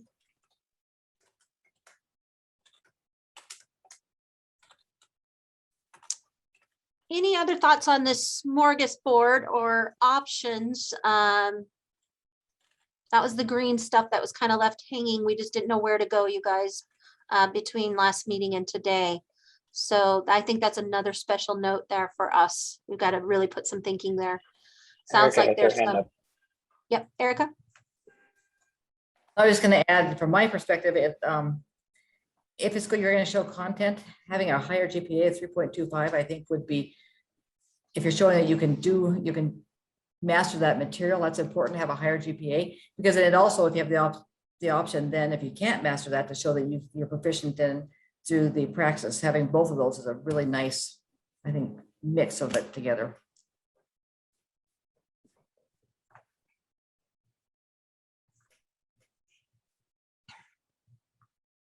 Okay, the last part of this, let me just see what the bottom was, and then we said we might take a stretch break. Yeah, Dan has his hand up. Sorry, Julie. Okay. Dan? I'm sorry, Julie, not to jump in here, but all right. So you wanted to hear, if we're looking at people coming in and teaching kids, we can set all the standards we want to that are outside of the classroom. But when you get a person in front of kids, it has nothing to do really with how well they know their content to a certain aspect, but it's how much of a connection can they get with a kid to help them learn. And we can have all these conversations we want, saying that 3.25, 3.0, that's okay, that's a good indicator, but it can't be everything. And that's why, if we had an idea that, say, there's 10 different items on our smorgasbord, and we need you to get to 5 of them to get a license, I think that would go a tremendous distance in solving many of our issues. I'll stop there.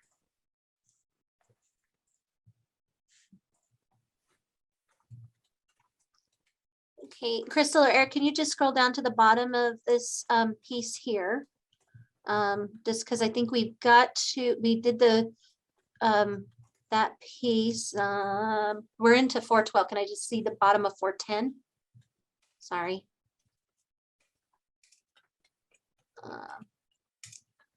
The last piece that we'll need to talk about, do we want to take a break and then come back, and the conversation will be about, if you will, do we want to keep it as only you have to, if you have a lapsed license, 6 semester credits from a regionally accredited college or university, or do we want to add an option in there of 60 professional development units?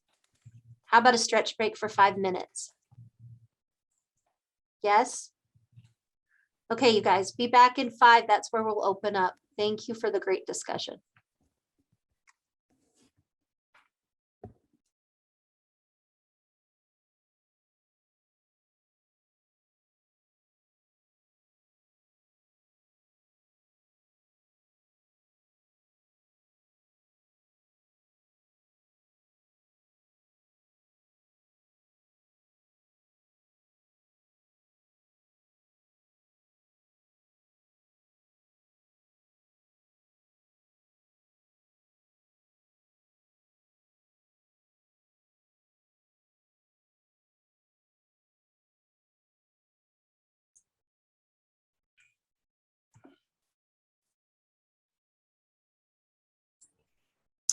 Okay, that's 2:43. It's been 5 minutes. I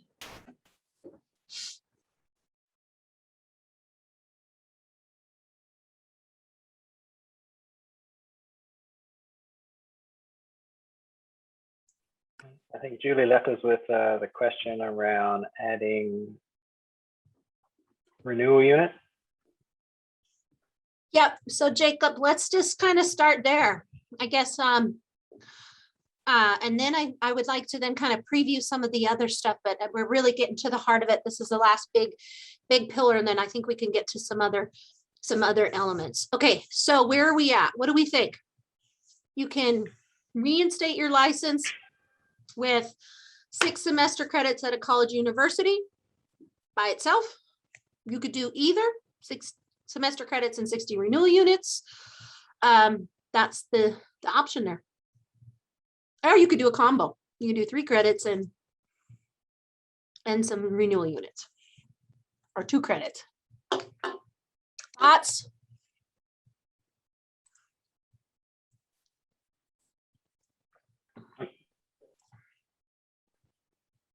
The way it's written, you couldn't do a combo, could you? Because it says or. Yeah, we could put and/or. But the point is, do we want to just leave it as 6 semester credits, or do we want option there to allow that to be professional development? John? I think similar to what we were talking about with the praxis, having options for people is always a terrific thing. I think the main point is we want people to be able to renew their licenses in an efficient manner. And having that option of taking some college credits or doing professional development, I think that's fantastic for people to be able to renew that license.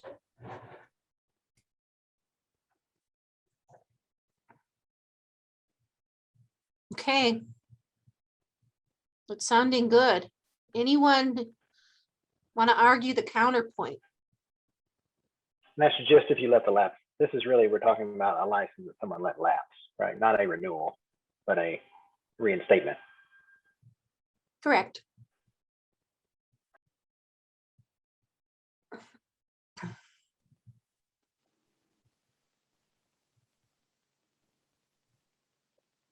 Okay, well, Sharon?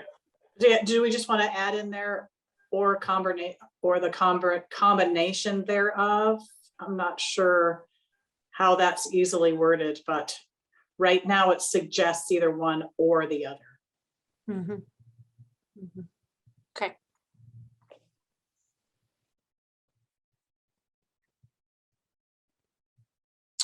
All right. I'm going to move us kind of through the next pieces. I think I can do a pretty good overview and explain to you what some of these other red line versions are. So taking a look at the professional 1057-411 class 1 professional license. When you look at that big paragraph there that's redlined, really what we were doing was just condensing language from above and saying, to get a class 1, you got to have everything that's up in 2 and then these additional things. So we're saying for a class 1, you got to have everything that's in 2, Then you have to have a master's degree or national board, which we talked about being over here in the professional, okay? And 3 years of teaching experience. And we know that to be nationally board certified, you have to have 3 years of teaching experience. Okay, then you also need to know that it's renewable and that if it's lapsed, you would be able to go back and get it reinstated by taking the 6 semester credits and or some 60 renewal units. So the difference between what we had enrolled before and what we have now is the one is moving the national board here, and 2, this option, if you will, of the 6 semester credits and or combo, as Sharon has said, for the 60 renewal.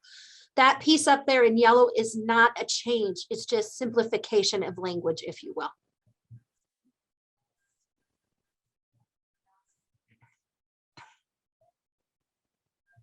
Questions on that before we go to 412? Christine. So if I'm understanding this correctly, they have to have all of these pieces. This is an and, they have to have 2, 3, and 4. That is correct. They have to meet all the things in a standard, have a master's degree or the national board, and 3 years of experience. Currently, it is everything in a 2, a master's degree, and 3 years. The only difference is that we moved the national board into this one.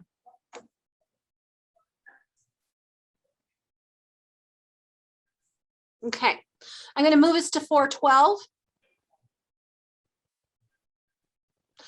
412 is the endorsements. This was just a language cleanup, you guys, age 3 to grade 3.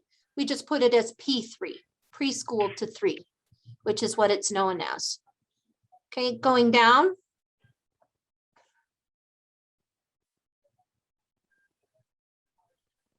What we did again, you guys, is we did not make any changes to rule.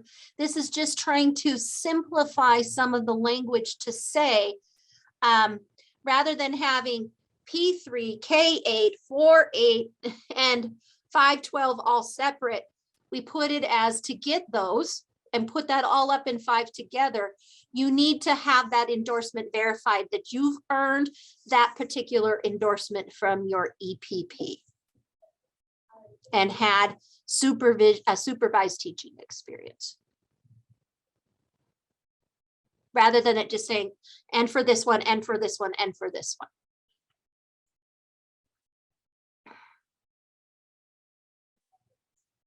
I may regret the confusion over the admin one for trying to clean up language to try to just simplify it. But if it makes better sense to keep it lengthy for each one of those, we can do that. So Julie, just for housekeeping. So the changes in item number 5 would take the place of everything in 6A, B, 7A, B. Okay, all the way down through those strike throughs. Okay. Yep. It's just a visual thing, if you will. I don't know. Applicants, and then next 6-1, we just put an S on there. Keep going. Julie, we do have some discussion in the chat about the 6 credits and 60 hours. I'm not sure if we want to have a conversation. John, do you want to elaborate on that?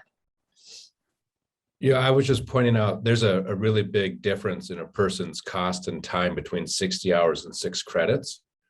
And to maybe we can make those more equitable, you know, either reducing the number of credits or upping the number of professional development. Not saying that, you know, the number of professional development needs to be 500 hours. I'm just saying, I think, you know, if we could make those a little more equitable for people, that might be nice. And then Dan said 6 and 90. I think that's probably getting in a little more where it feels a little more equitable. Okay. Go ahead, Sharon. And I think the 6 and 60 came about from the normal renewal process for renewing your license once every 5 years, 6 semester credits or 60 renewal units. That's lived there for quite a while. I mean, maybe now is time to change it, John, but I'm sure that's where that equivalency came from. Yep. Correct. That's where it came from. Just trying to keep it similar among all the chapters, if you will, and having some similar components, but that's where that equivalency came from. Okay. Can we scroll down, please, as we get through endorsements here? Again, you guys, this is that piece that we talked about up in 1. Like, how do you get an endorsement in an area? What do you got to show in order for you to have that endorsement for special ed in particular? And so this is the piece that they have to have, like a praxis subject assessment. So applicants who have completed an EPP and hold an endorsement in a specific disability area may qualify for a special ed endorsement in hearing and vision upon verification of a complete of the program and a minimum passing score of the praxis assessment. We didn't know if we should just limit that and say you have to get the praxis in this one, or also provide that other array of options for this particular piece.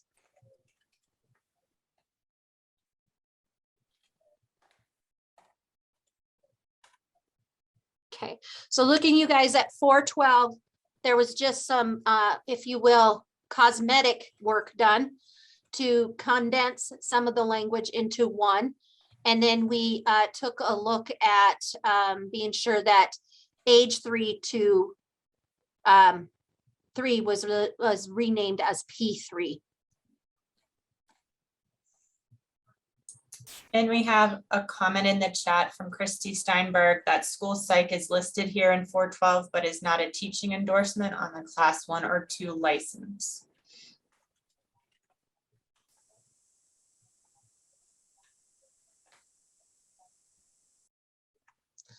Where are we at? Let me look at the yellow piece. Is it school psychology or just psychology by itself?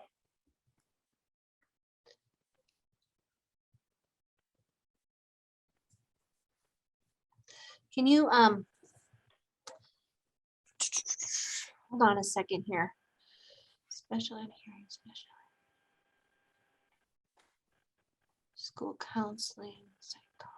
I think Jacob's right. I think it's just psychology. Yep, she's probably, that is a correction. Would you please note that, Crystal? Thank you. Yes, that is a correction, because what we're talking about in 412 is endorsements on a 1-2, not endorsements on a 6. Thank you. So I can Take that just note, please. take what out? The school counseling? No, the, yeah. Nick, you have your hand up. We got to come back and look at that, because I Yeah, just. thank you. Question is, high school teachers can teach the course psychology. Under which other endorsement would they be allowed to do that? So good question, Nick. So the difference between teaching psychology can be an endorsement on a class 1-2 or license, so that you can teach that coursework, being the difference of actually being somebody who's licensed to be a school psychologist, which is to, for example, be the school psychologist to administer assessments for determination for an IEP, if you will. So 2 different roles. One is teacher teaching the content, and one is actually being a psychologist. Great. I was looking at a different section of 412 other than where we are right now. My apologies. Nope, you're good. Good catch. So was I, Nick. Thank you. Okay, you guys. And Crystal just made a change. Did we address Christie's concern there? Yes. So you deleted it out of the revised section 5. Okay. Yep, she's got it. Yep. But we got to figure out how to put special education in there, because that is, you can't take out special ed. You just have to take out school psych, if you will, please, because you do get your special ed is a class 1 or 2 license. Okay, you guys, moving to 3. This is where I unfortunately made poor Sharon think I was changing rule completely. I should not be that type A, my math teacher friend out there. I'm a math teacher too, so should not be so type A, trying to keep things nice and clean, right? All right, next part move into administration stuff. So 413. One of the pieces that we wanted to consider here, you guys, is that piece that we had talked about, kind of trying to keep things equivalent to 5 years versus 3 years. So that's there. And then you guys wanted to add in that important piece and work, which was, I think, your first decision and recommendation, which was to allow 3 years of counseling work for someone to get an administrative license, that they just didn't need 3 years of teaching, if you will. So a school counselor who has a school counselor license and uses that can apply and be eligible to be an administrator. And that was the first decision you made. And then the second one is, do we want to have 3 years? Do we want to have 5?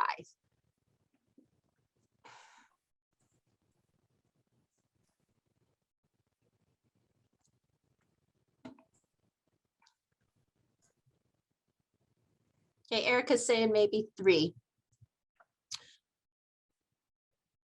Okay, moving down to the next piece, I'm going to move us to 414. That's our superintendent license. So this was also, and Angela can probably speak to this more, this came from her group that had also come up with that counseling group and had made this recommendation. And this was in the retention and recruitment group that's been doing some work and conversation over time. And so in that conversation were some of the deans, the professors who teach Montana law, I know Kirk Miller was there, Mark O'Farrell was there, and they had made this recommendation that they had felt you could take this down from 3 classes to 2 classes and include the employment law and collective bargaining into the Montana school law and the Montana school finance class. And so I wanted to capture their thinking about that here. And then you guys had also brought up a conversation about, is this only attainable by going to the universities, or could we look at some kind of hub course for these pieces for folks who've completed some form of a school law and school finance outside of the state, but needed to then get Montana specific. So those were some of those pieces, and maybe Angela can speak to that group work a little bit more, but there were quite a bit of discussion and it came forward with that counseling piece for the administrative. I don't know if she's out there to hear me. Before you jump in, Dan had his hand up previously, so I want to just give Dan a forum and then we'll come to you, Angela. All right, hey, thank you. I was just wondering on this administrative license, you know, we've never had a provision in licensing for external doctorates. Has that ever been considered anywhere? And I know that's off the topic here, but let's just say you have a doctorate in C&I. Where does that apply if you're really looking at being a superintendent? How would you utilize that to become a superintendent or just a licensed administrator?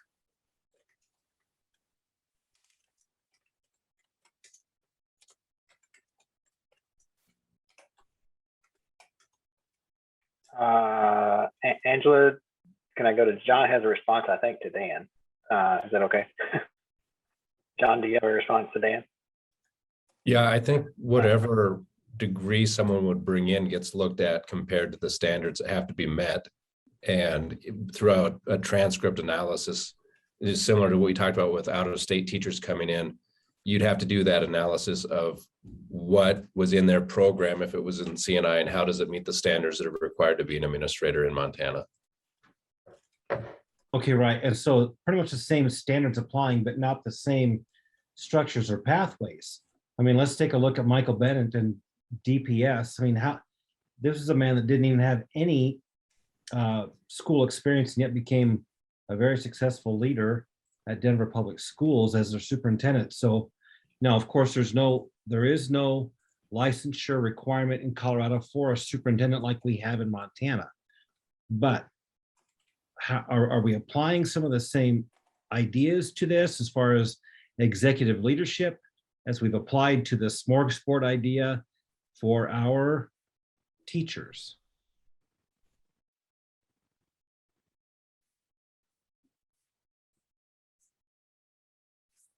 Angela, you want to jump in? Okay. Okay, so yeah, I think that's an interesting conversation. I think that folks were just starting there. And first off, I just want to say that after this, I do have to leave. I have to move to another call. I think Kirk really just articulated what I was about to say. When the recruitment and retention group met to consider the recommended changes that we would ultimately submit to the Office of Public Instruction regarding the academic requirements here. And I believe that you have that document on file in the online resources that we have. We had specific language that was vetted, and it specifically referenced integrating collective bargaining into a school law class. And it was specific to, you know, the collective bargaining piece. Additionally, it also spoke to the notion that these courses need to be offered by an accredited EPP. And I think that's something that is really important here. And I just see that Kirk just put in the chat.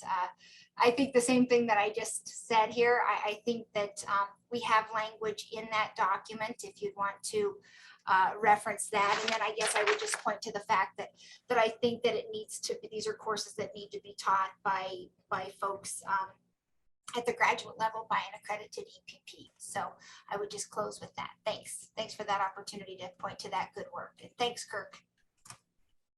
Thanks, Angela. And can I chime in, Julie? So the note there, it says we had talked about a hub course for those who have law and finance.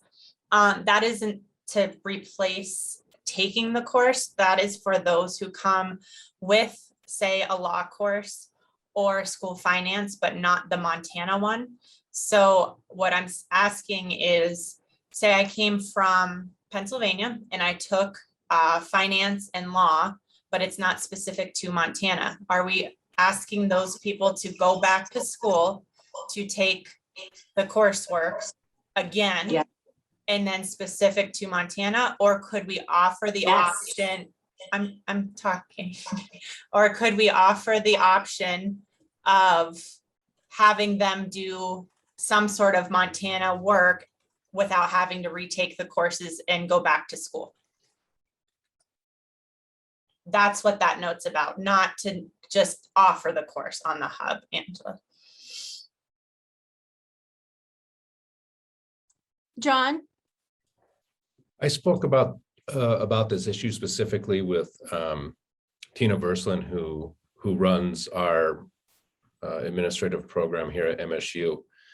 And she provided me some history that this really came about from the legislature, this requirement that there was a concern a number of years ago that people coming from out of state, even who had the coursework, weren't understanding how law and finance worked in Montana schools, and that there were some issues that were popping up that were getting the attention of the legislature.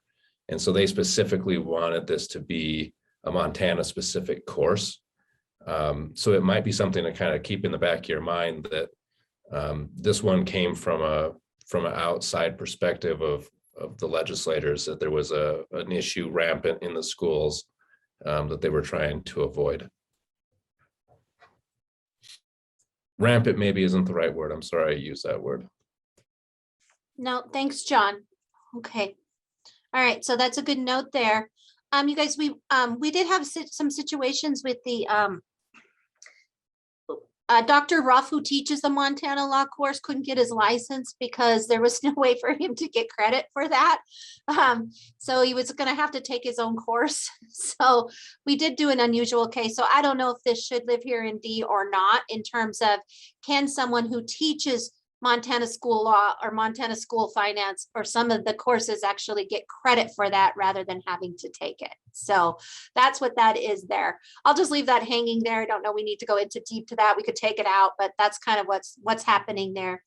And then as you move down here, you guys, into E, again, this is adding a little bit of language cleanup to be sure that that school counselor component that you would like to have is living in there. The last piece is around EFA. It's not outlined in there. A lot of times, many people have the EFA requirement already completed because they have been a teacher or they've been a counselor. So we just have put this in here to be sure that if someone does come from out of state and they do apply to get an administrative license in Montana, even as a superintendent, that they take the EFA course. So I'm not sure what you guys think about that, but that's kind of why that's put in there, is to ensure that everyone who comes into our state take EFA, whether you're a teacher, a principal, or a superintendent.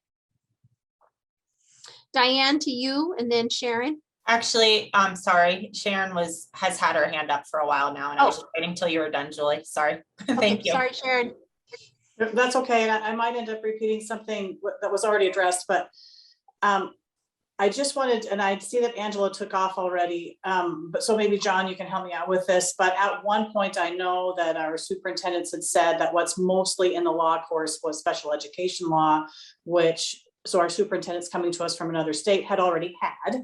And so I think, John, you addressed this by saying that your Montana University courses now contain more of Montana law, which we hope would include administrative rules of Montana, and in fact, collective bargaining law, because when our superintendents do come to us from Florida and from South Carolina, they actually don't have much training in collective bargaining law in their own coursework, so wouldn't have had that already. So I guess that sort of, I don't know, John, I think that might address a little bit of previous language, and thank you, Julie, for including that, which they don't have to have 3 credits. Montana University system recognizes now what's required, and we can be comforted by the fact that what you require of superintendents contains all of those things. Is that a correct assessment?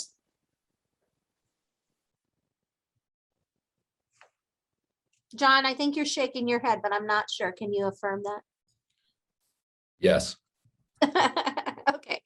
Can I ask a question to John to go with that, what Sharon is asking? When has it been updated in the recent years? And what I'm asking is that knowing that I've taken the course in a Montana University system, I still have the syllabus and everything. I don't remember it being specific to Montana. So if it has been updated, when that update took place?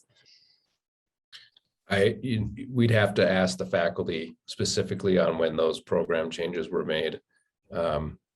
I don't work enough in that program to know the exact dates. I think it's a great question, just because that's why when I said, that question about if you come from out of state, what I experienced from a Montana University system, I didn't have anything specific to Montana in its entirety. It was not. So I wanted to make sure that others coming from out of state had that same opportunity and wouldn't have to then take another course that they've already taken. So that's, we can look into it further, but I just thought if we knew when that took place, that changed, then maybe I took it too long ago.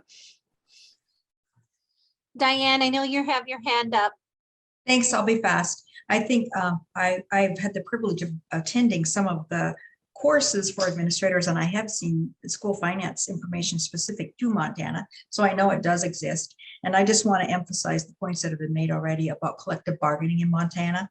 And we are surrounded by a lot of non-collective bargaining states, and that is such an important piece of how we work successfully in Montana together as administrators and trustees and educators who belong to collective bargaining units. And of course, there are thousands upon thousands who do. And so I think we have to not just have employment law, but it's got to include collective bargaining, because while Montana is not the only state, it's a real important piece of how we operate our public schools, and important that we work together to do that successfully. And I think the background really helps.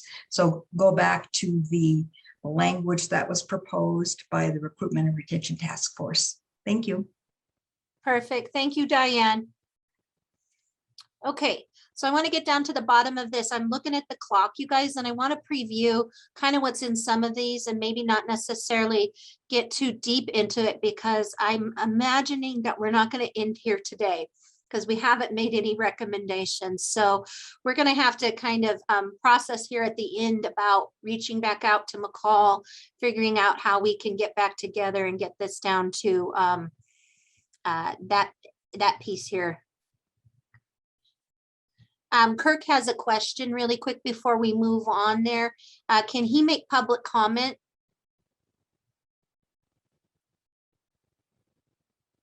Jacob, that's to you. I'm not sure on the process of, I think so, right? Or no, I'm not sure. Yeah, I think he could put it into the, oh, sorry. Go ahead, Cheryl. I see you came on. Yeah, yes, he can make public comment. That's part of the process with the facilitators. Thank you, So Cheryl. someone has to allow him to talk. That's a permission piece that I don't have. I think I do. 1 second. So I will promote him to a panelist. I know, Crystal, you can actually just on his the little dots, there's a. Oh, allowed to talk. I see Yep. it. There it is. Kirk, you are here. Thank you, Tristan. Good afternoon. Thank you for the opportunity just to speak specifically to 1057-14-1C and the recommendation that was made by that recruitment and retention subcommittee of OCHE. I sat on that, as has been described by Angela. And I just want to re-emphasize that the recommendation that was made was to take into account a great deal of flexibility and to eliminate the need for specific credits, but yet be able to offer those areas that seem to be the most onerous, or that superintendents from other states that come in really don't have a background in Montana school law, Montana school finance, and Montana collective bargaining and employment law. But it was felt by the committee that it doesn't necessarily need to be 3 separate courses that would address that. And I can see that you took that to heart in the red line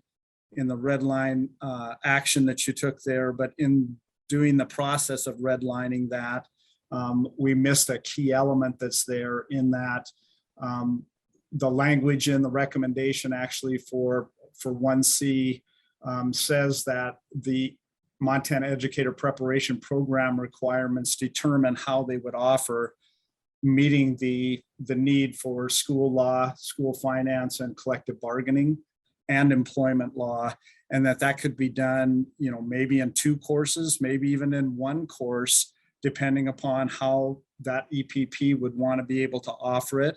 And I really believe strongly that we should give the flexibility to those graduate program, our administrative preparation programs, to create that so it makes it convenient for those superintendents that are coming to Montana from out of state to be able to take the most efficient manner to gain that knowledge base without requiring them to take 3 full courses, graduate level courses, at the time that they're trying to get to know their community and to implement all of the programs that are there. So there's a blend of the reason why that specific recommendation was written. And so again, I would just reference that I think it would be best if you went and used the exact language that was recommended by that recruitment and retention task force that was submitted in February to the state superintendent. Okay, thank you, Dr. Miller. We much appreciate it. So we'll get that embedded in there, if you will. We'll copy and paste. Okay, moving down, you guys, to some of the other areas here.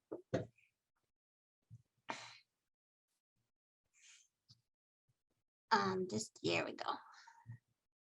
Okay, so like what I mentioned, you guys, for 415, it was not to change that we were talking about difference between elementary, secondary, and K-12. It was just to put them all together, that elementary, secondary, and K-12, and that you would need the experience at the requested level of the endorsement that you were getting at.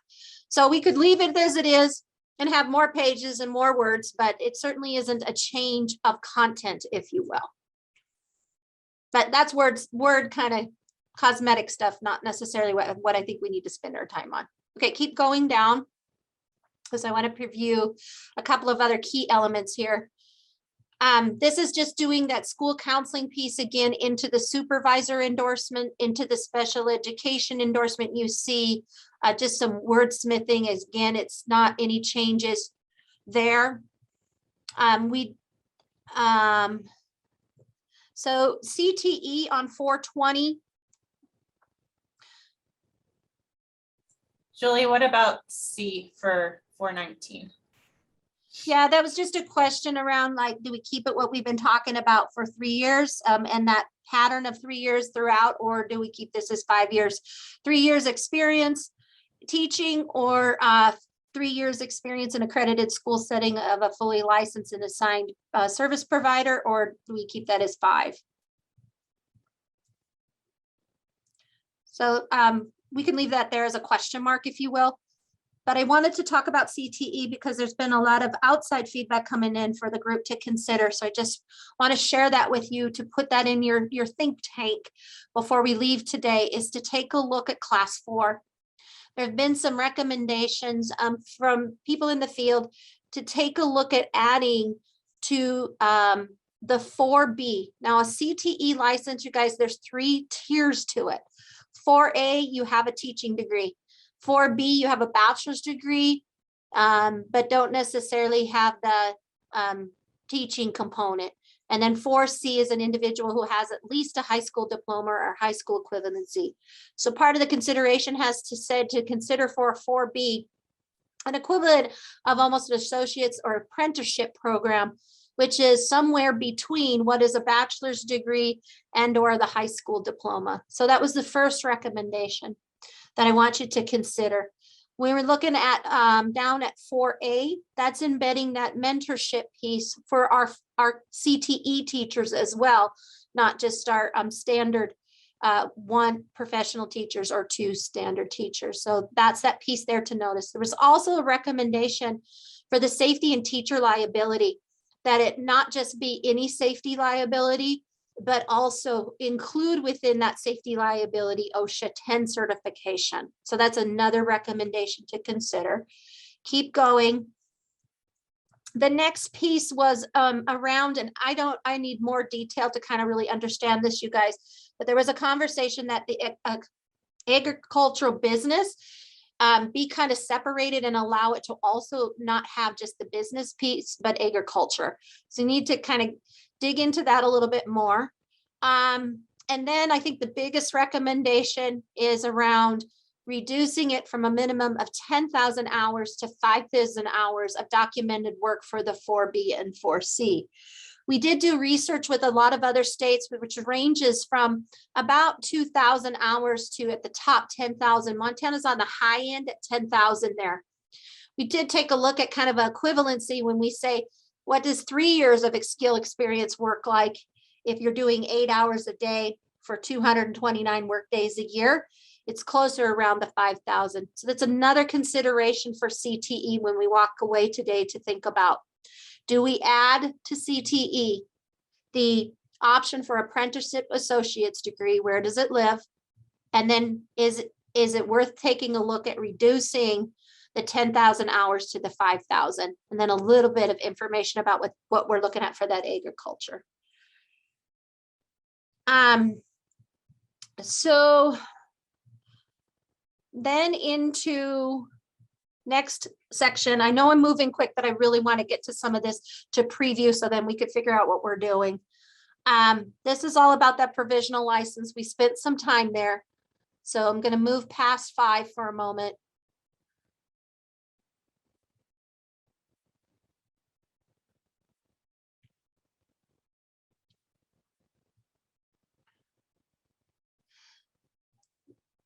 Six, that's the specialist license. We were just talking about potentially that other piece with the 6 semester credits and the 60 professional development units. So you'll see that there. Keep going. No changes in these.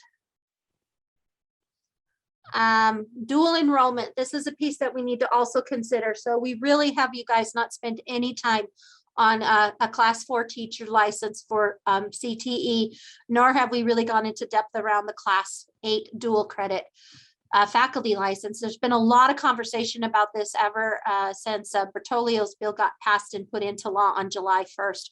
So we don't know if it should be, is it required or they may get it. So I just leave that with you as a consideration point. That's where that is stemming from for you all to kind of understand what that means. So Jewel's asking for what is the definition of an unrestricted license? Jewel, that's kind of like you can't come in with a provisional or some kind of conditions on your license. Like sometimes they put conditions, they don't put you in a provisional, but they say, oh, they call it something else, you know, an interim or an alt. There's the states have all kinds of different words that they use.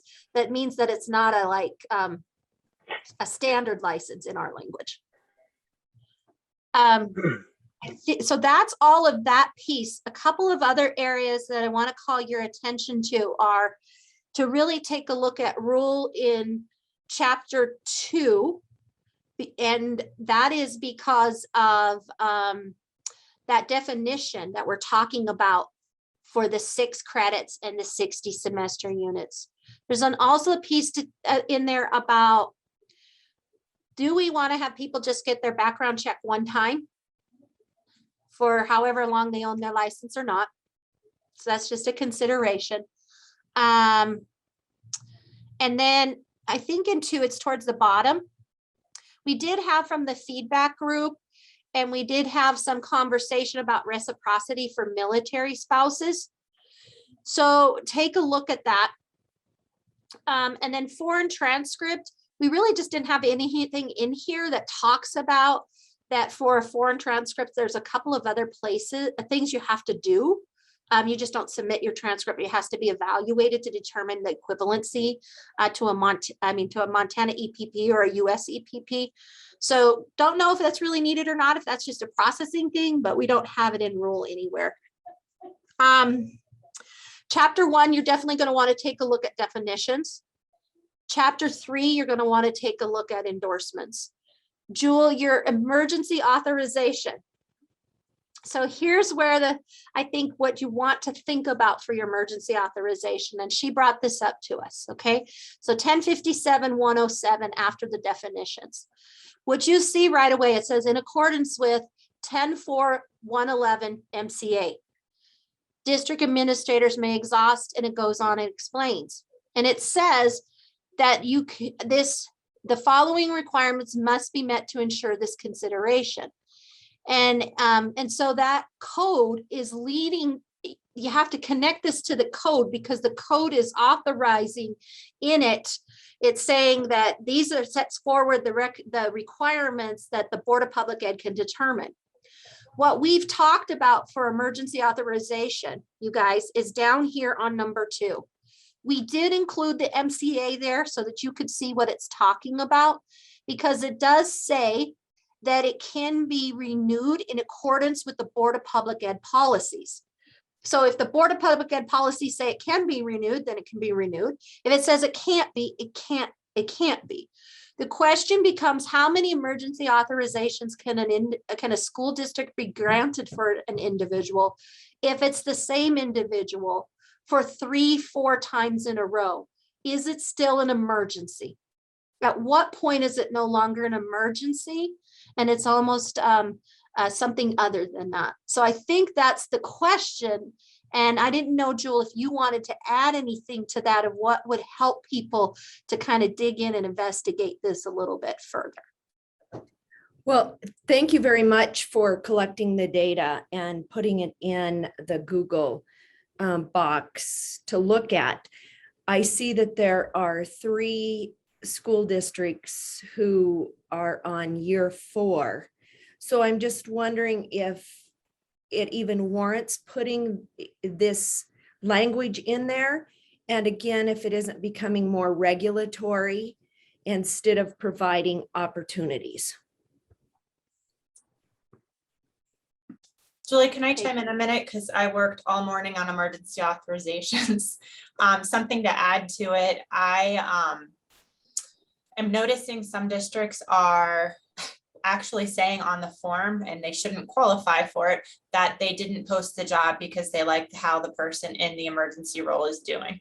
So to me, I think that that would help clean that up, because truly I need to go back to this person and say, you don't then qualify if you have not posted this position, because that's part of rule. And then I think the other point was that this data that was posted was just from the people that have applied this year, that we don't have any way of tracking years past within MSIS. So there could be many more. It just is a matter of looking at those that applied this year. So say, what I mean by that is if they applied in 2006, they could have done 2006, 7, 8, 9, but then they didn't the next year. So I guess, yes, it's what's current and how many people are doing it now. But I think that the real issue is, or the real concern, not issue, is if districts are just utilizing that person, should they be finding another pathway to get that person into a license and not just using the emergency authorization, because then it is not an emergency if it's the same person over and over again. And I'm an educator, administrator at heart, so I'm not trying to make it more difficult for districts, but I think that's what the emergency authorization should be for an actual emergency situation. So thanks. All right, you guys, we're getting towards the end here. Thank you, Crystal. So check out, you guys, we'll leave the rule in there. We may start taking some of the considerations that you guys have put forward, like Kirk's language, getting that in there right away. Some of those pieces. But I think we've got a lot of work still to do. And I don't think we're there to put forward recommendations. And so I don't want to not end here, if you will. And I just appreciated the time today to try to bridge where we left off last week from that chart and that conversation and trying to get it into rule. And as you can see, it can be really complex to get all of those pieces in there. But I think that was an important thing to do. I don't think we wanted to live still in making recommendations off of what might it look like in rule. I think there's still a lot up in the air when it comes to the smorgasbord that we talked about. What does that look like? What does the mentorship piece still, where are we at with that? You have not had any time to process in depth the emergency auth, the class 4, CTE, the class 8. And so I do want to think about and beg, I guess, each of you that we could be able to come back, talk to McCall. She's not with us today, but for some flexibility to kind of have some time and try to figure out how we can get this down to a nice, if you will, final thing that we can actually maybe feel like we can make a recommendation on. So would we want to just keep this time and keep going? And come back next week? Do we want to take a week off so folks can do some research and have some time? I mean, it might be good to take a week to just kind of take all of those ideas that we're talking about and kind of come back with some things to really begin to flesh it out in a little bit more detail. And then that would put us coming back together in October. Happy October, by the way. Tomorrow is October 1st. That is unreal. That would be you guys bringing us back on the 14th of October, which I believe is SISBAC and Board of Public Ed. So that's really not probably doable for many of us if we're thinking about it. And I don't know what McCall's going to say because she wants us to be talking to SISBAC. So thoughts on when we should get back together, how we proceed. Do we want a week off? What are we thinking? Love to hear where we're at. I just don't want to close out, leaving like hanging, no closure. Unfortunately, I don't feel like there's closure. Sorry. I was hoping today would be the end. Aha, but it's not happening. Anybody out there? So Sharon says she thought next week. Several people were saying next week is good in the chat. Joel, you have your hand up. I think continuing to meet and have the discussion so that we're all on the same page and we can move forward is important, because I think that we need to take all of the pieces that we've got and put it into a comprehensive document so that we know what our recommendations will be based on consensus, so that we can either decide if we want to agree with that or disagree with that and move us all forward as a task force, because we're making recommendations here that are into the future for impacting, teaching and learning throughout our state. And so this is very important work, and it needs to be thoughtful and thorough. And I think that takes our collective communications and engagement. So I'll just stop there. That's enough for right now.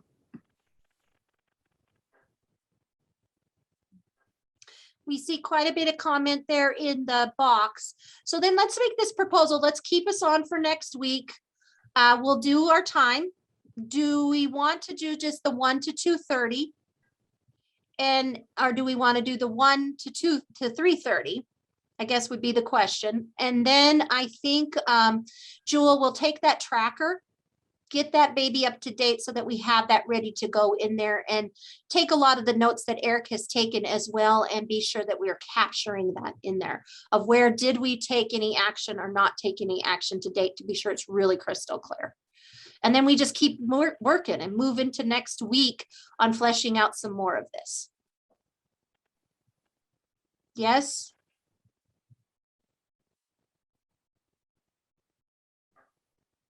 Now, this is all contingent upon that the board says, okay, you don't have to be at CISPAC with these things finalized on but we can bring forward what we want. But I did hear McCall say there was some flexibility. So again, you guys, thank you so much. So I'll see you for sure here next week, October, what, 6th? 7? October 7th. If you need anything in this next week, please reach out to Tristan or Julie. I'm going to volunteer you because I will not be available. I am on vacation and won't be checking emails. So if you have questions, please don't think I'm ignoring you, but I will be at Disney with my son. There we go. So let's plan for right now, you guys, for the 7th from 1 to 3:30. And get a tracker in there, and well, I think it just shows you guys the effort that we continue to keep having these conversations and the complexity of the work. And as Jewel had indicated, the implications of the work are really, really important. And so it's good to do the work up front right, so that we have some kind of final product that we feel good about as a task force to recommend to the superintendent. All right, you guys, I thank you for your patience with me as I try to explain rule. I never intended to be explaining rule or law, but here I am. I guess to my friend Cheryl Carroll out there, who's a high school teacher, this is algorithm something. Thank goodness for Dr. Peoples at Carroll College teaching logic. That's all I can say. All right, you guys, it's good to see all of you. Happy October 1st. Thanks for all that you do.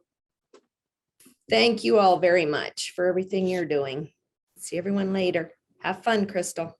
Thank you. Thanks, Jill. Thanks, Diane. We will.